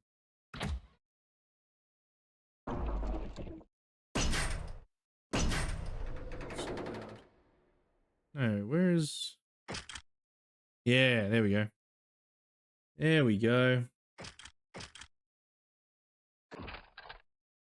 Ooh, that's crunchy.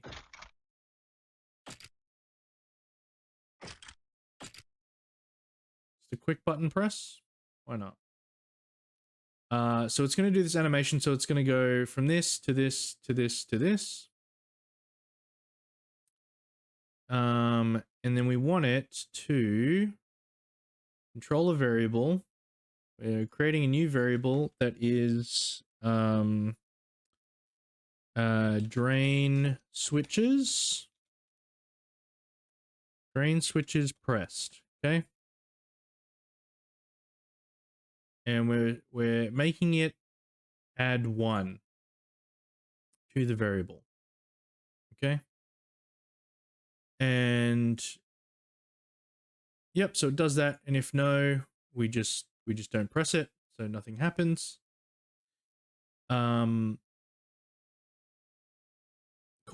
So that does that. And then we need it to control self switch A,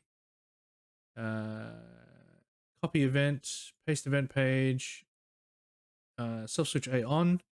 I'm just going to delete all of this.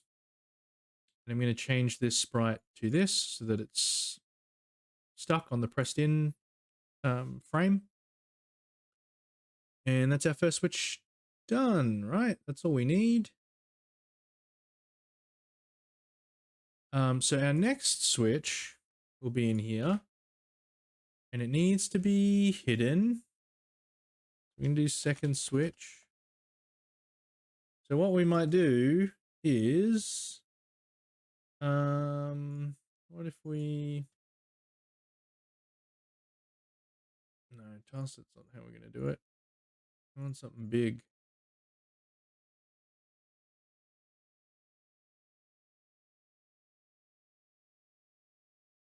Oh, oh, guys, we can make this interesting. Woo, save game, please. Oh yes. Um. Geyser. And he goes. Oh. Uh.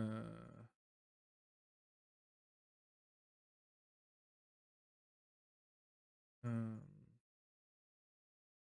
Oh. Oh. I can't get past this. Okay, and we're going direction fix, stepping, and cool. So there's a geyser. So that's going to be in the way of the button. And so we actually have to. So we're going to hit the first switch. Come over here. Go. Oh, there's the second switch. Oh, but this geyser's in the way. How do we stop that? And so we go. Well, I guess we'll keep exploring then. And then we go and face the mini boss. And when we press the mini boss's button, it will turn off the geyser. Or we could even make it a separate thing, that there's like a valve over here that you've got to turn, and that'll stop the geyser. You know, so again, adding a little bit of variety, making it. Well, look, we'll just say that this room is its own puzzle room, right? Um, so the geyser will be in the way, so we'll need to remove the geyser to get to the button. And obviously, when we actually build the map out, you'd have to travel, you know, a distance, go to a different room, something like that, to find the valve that's going to turn this geyser off, right? Um, yeah. Oh, did I save my game? Let's save it. Thank you. So let's just say valve. And is there like a valve type thing? Do we have something that looks valvey? I don't think we do. Um,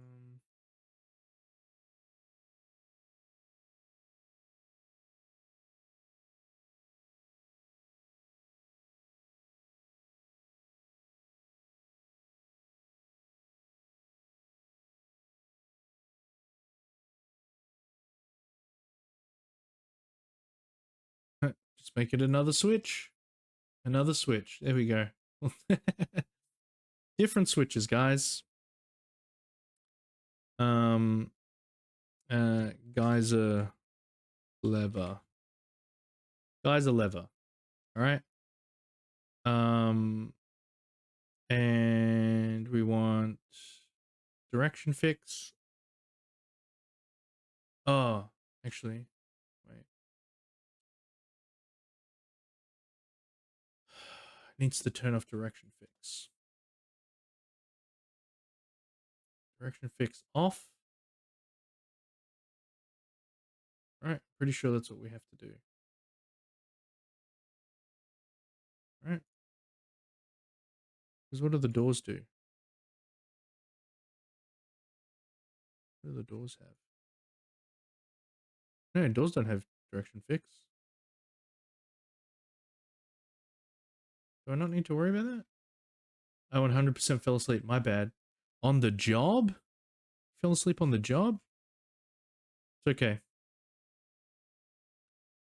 We figured out the ending, TJ. TJ trailer.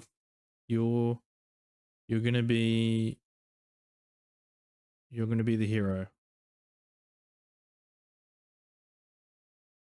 You're gonna save everyone. What are we doing? Temple. No, so do we need to turn off? Yeah, we need to turn off direction fix. So let's copy and paste that. Okay, and we'll do it here as well. Let's grab this.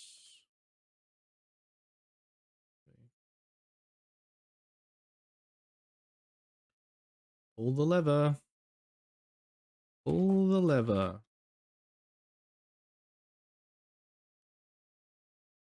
The hero, yay! Heroes always come late. Okay, we want a different sound effect though, right? We want to what's a lever? What's a lever pulling? Only door one kinda. Or is it door one?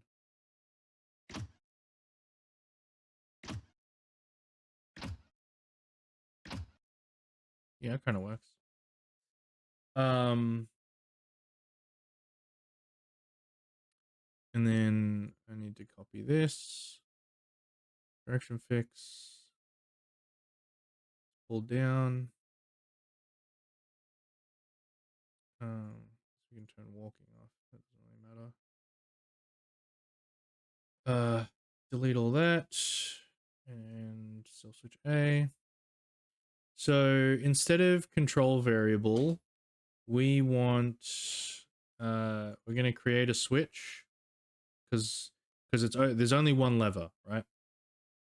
There's only one lever. So lever, geyser lever, right? And geyser lever on, okay? And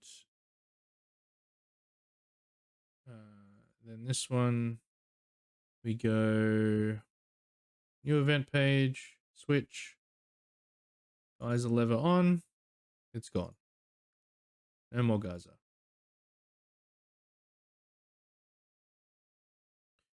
Okay. So yeah, that should be it, right? Geyser lever on, cell switch on. Then we can access the switch, and then the last switch.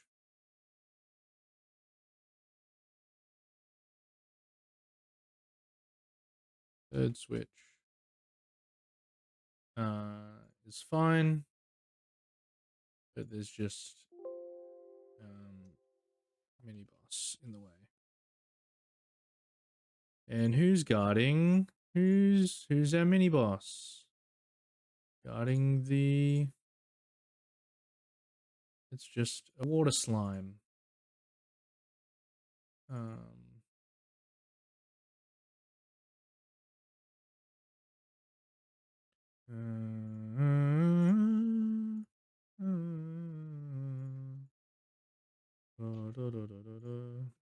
Okay. Blah blah blah.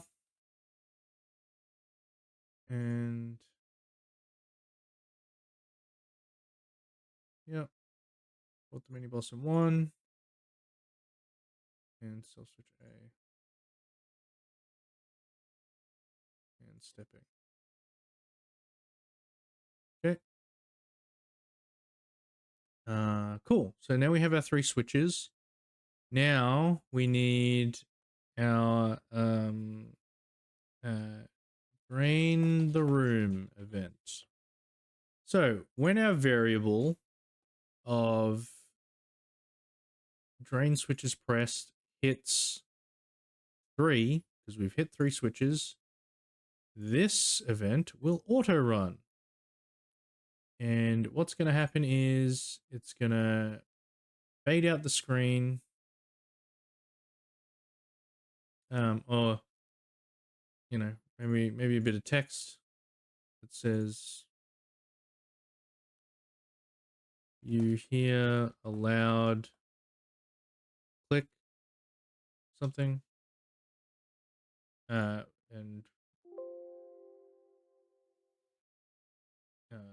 just before that we'll actually play that sound effect. So we need something that sounds like it's unplugging.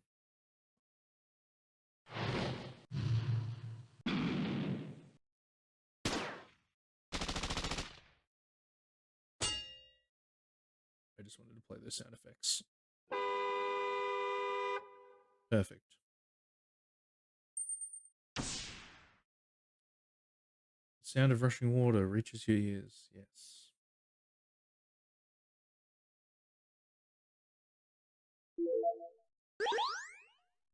Just a machine gun. Someone shot holes in the water. That's how the water drained.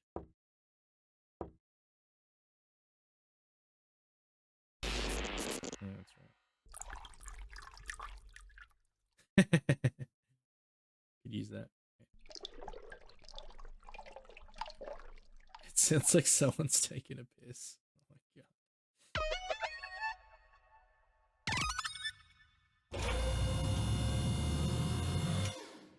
god. Oh.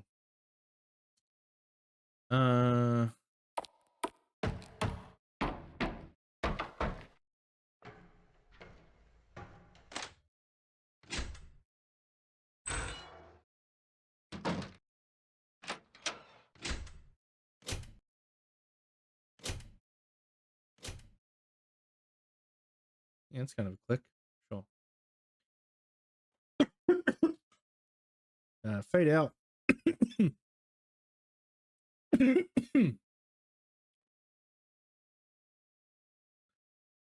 um, we might wait half a beat just to make sure that sound effect finishes playing.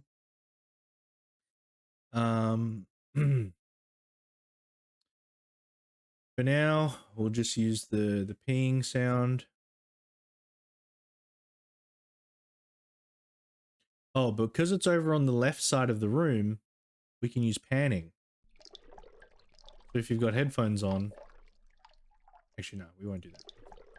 But just keep that in mind. You can change the pan of your sounds. So if you do want, you know, particularly if you're doing like a horror game or something, and if they're playing with headphones and you want a sound to come from a certain direction, you can use that.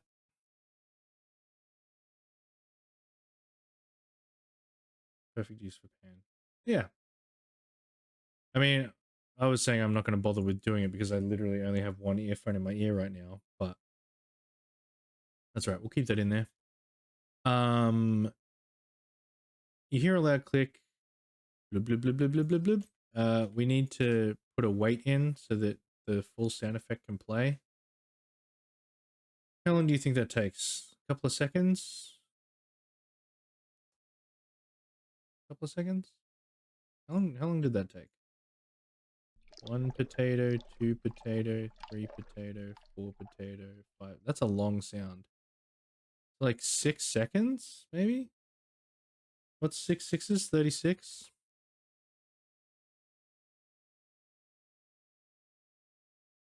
Oh, what am I doing? Fade in. No, don't fade in yet. We want to transfer the player. Oh, so this is where it's complicated. Because if you're pressing the buttons in any order, then when you're transferred, I mean, look, this isn't going to matter for, because when we do the actual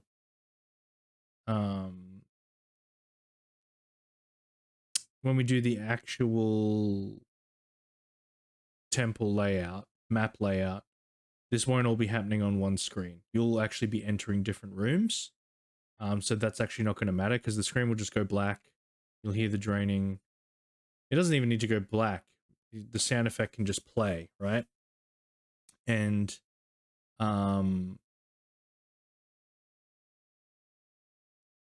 you'll and then you just, when you walk back to this room, the event, the thing triggering will teleport you to that room instead. To the drained room instead of the full room. If that makes sense. So for now, we'll just make it that it puts you here, here, here.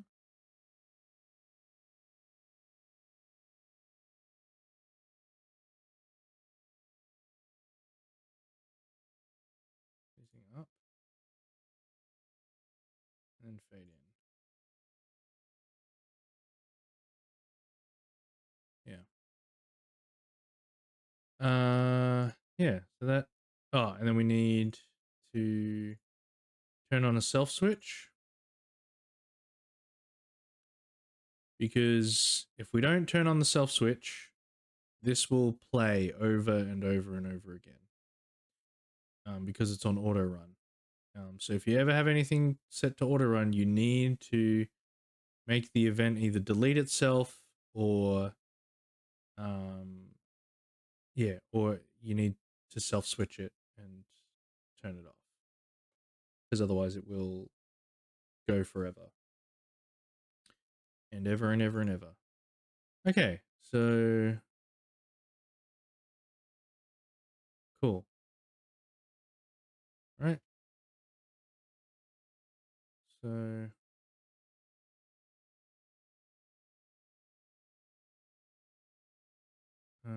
oh look, we could even make it that there's a geyser preventing you from reaching the mini boss, so you still have to do it in this order. So you can't. I mean, you could still technically do it out of order because you could pull that and then go through to the mini boss instead of pressing that button. But doesn't matter. This is for one. This is just to demonstrate the switches, right? So I'm pretty sure we've said everything, right? Everything's done. Every switch adds 1 to the variable and then is locked. All right, let's try it out.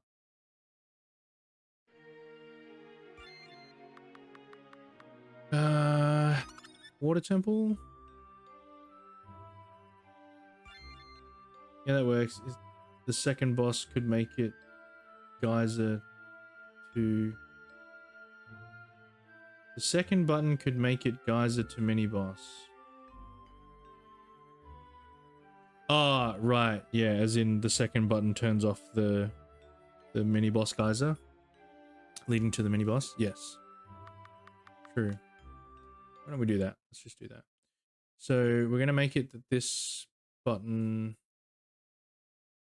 So we need another switch actually. So we'll call it geyser button.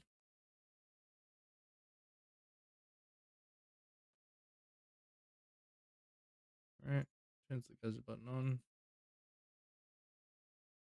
And put that there. Put it there.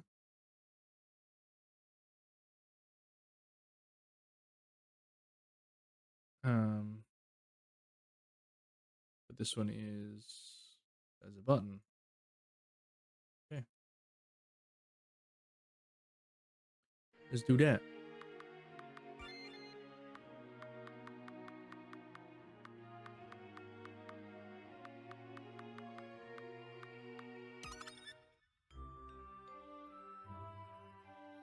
Okay, this is the ship. Yep.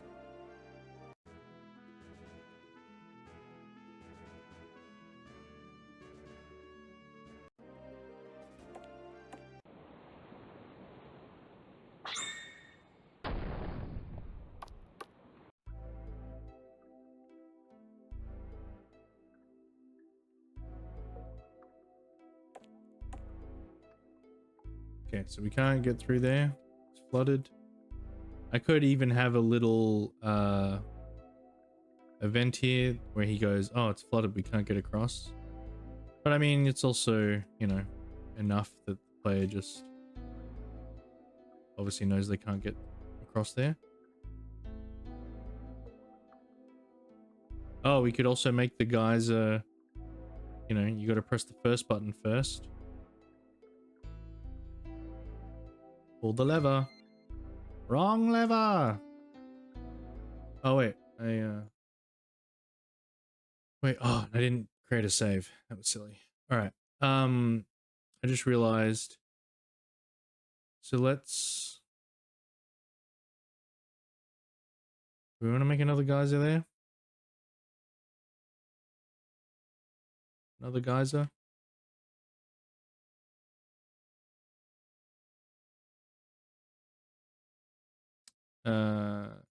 We're gonna.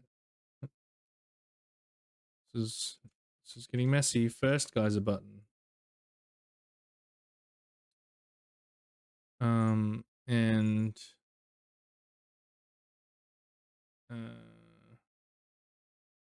Spell switch. First geyser button on. Cool. So now you gotta, or maybe we put it here, right? So you see all these geysers and you're like, huh, what order do I do this in? And then you'll come back here, press the button. Oh wait, and then I want it so that, so you will definitely press this button last, right? So if you're definitely going to press that button last, then we will make it that you get teleported here. Facing up still? Yeah. Maybe facing left because they're like facing the sound.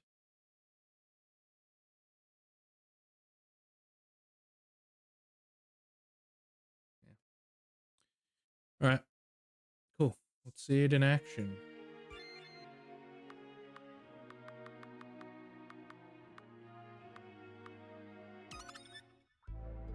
Oh, wrong one.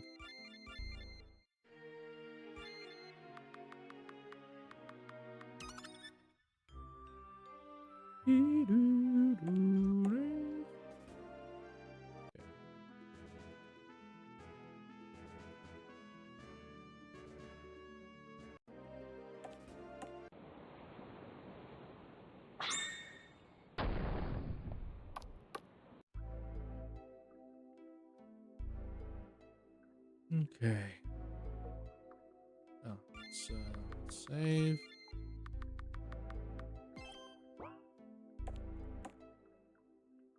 Alright, so we go. Oh, can't get past that. Can't get past that.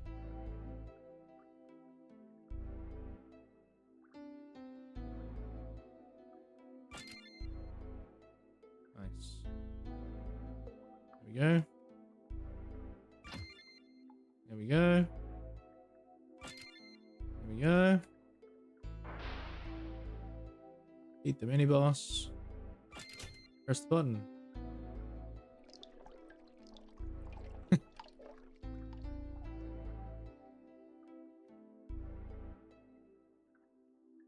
What?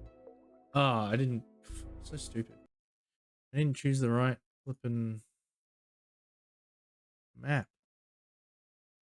Okay. Drained. There. Okay. All right. So now we got the drained, and I also want to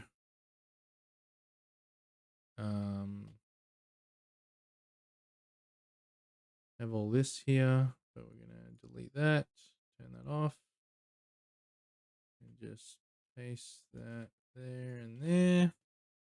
And then we want the lever as well. Delete that and get rid of that. There we go. So now that will, yeah, look the same. All right. Now let's see it in action. Okay, press the button. Pull the lever. Press the button. Kill the boss. Press the button.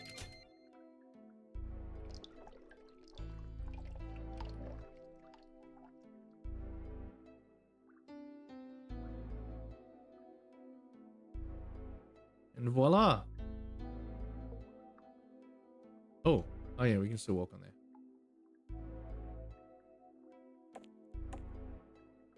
Now we've made it to the Temple Guardian.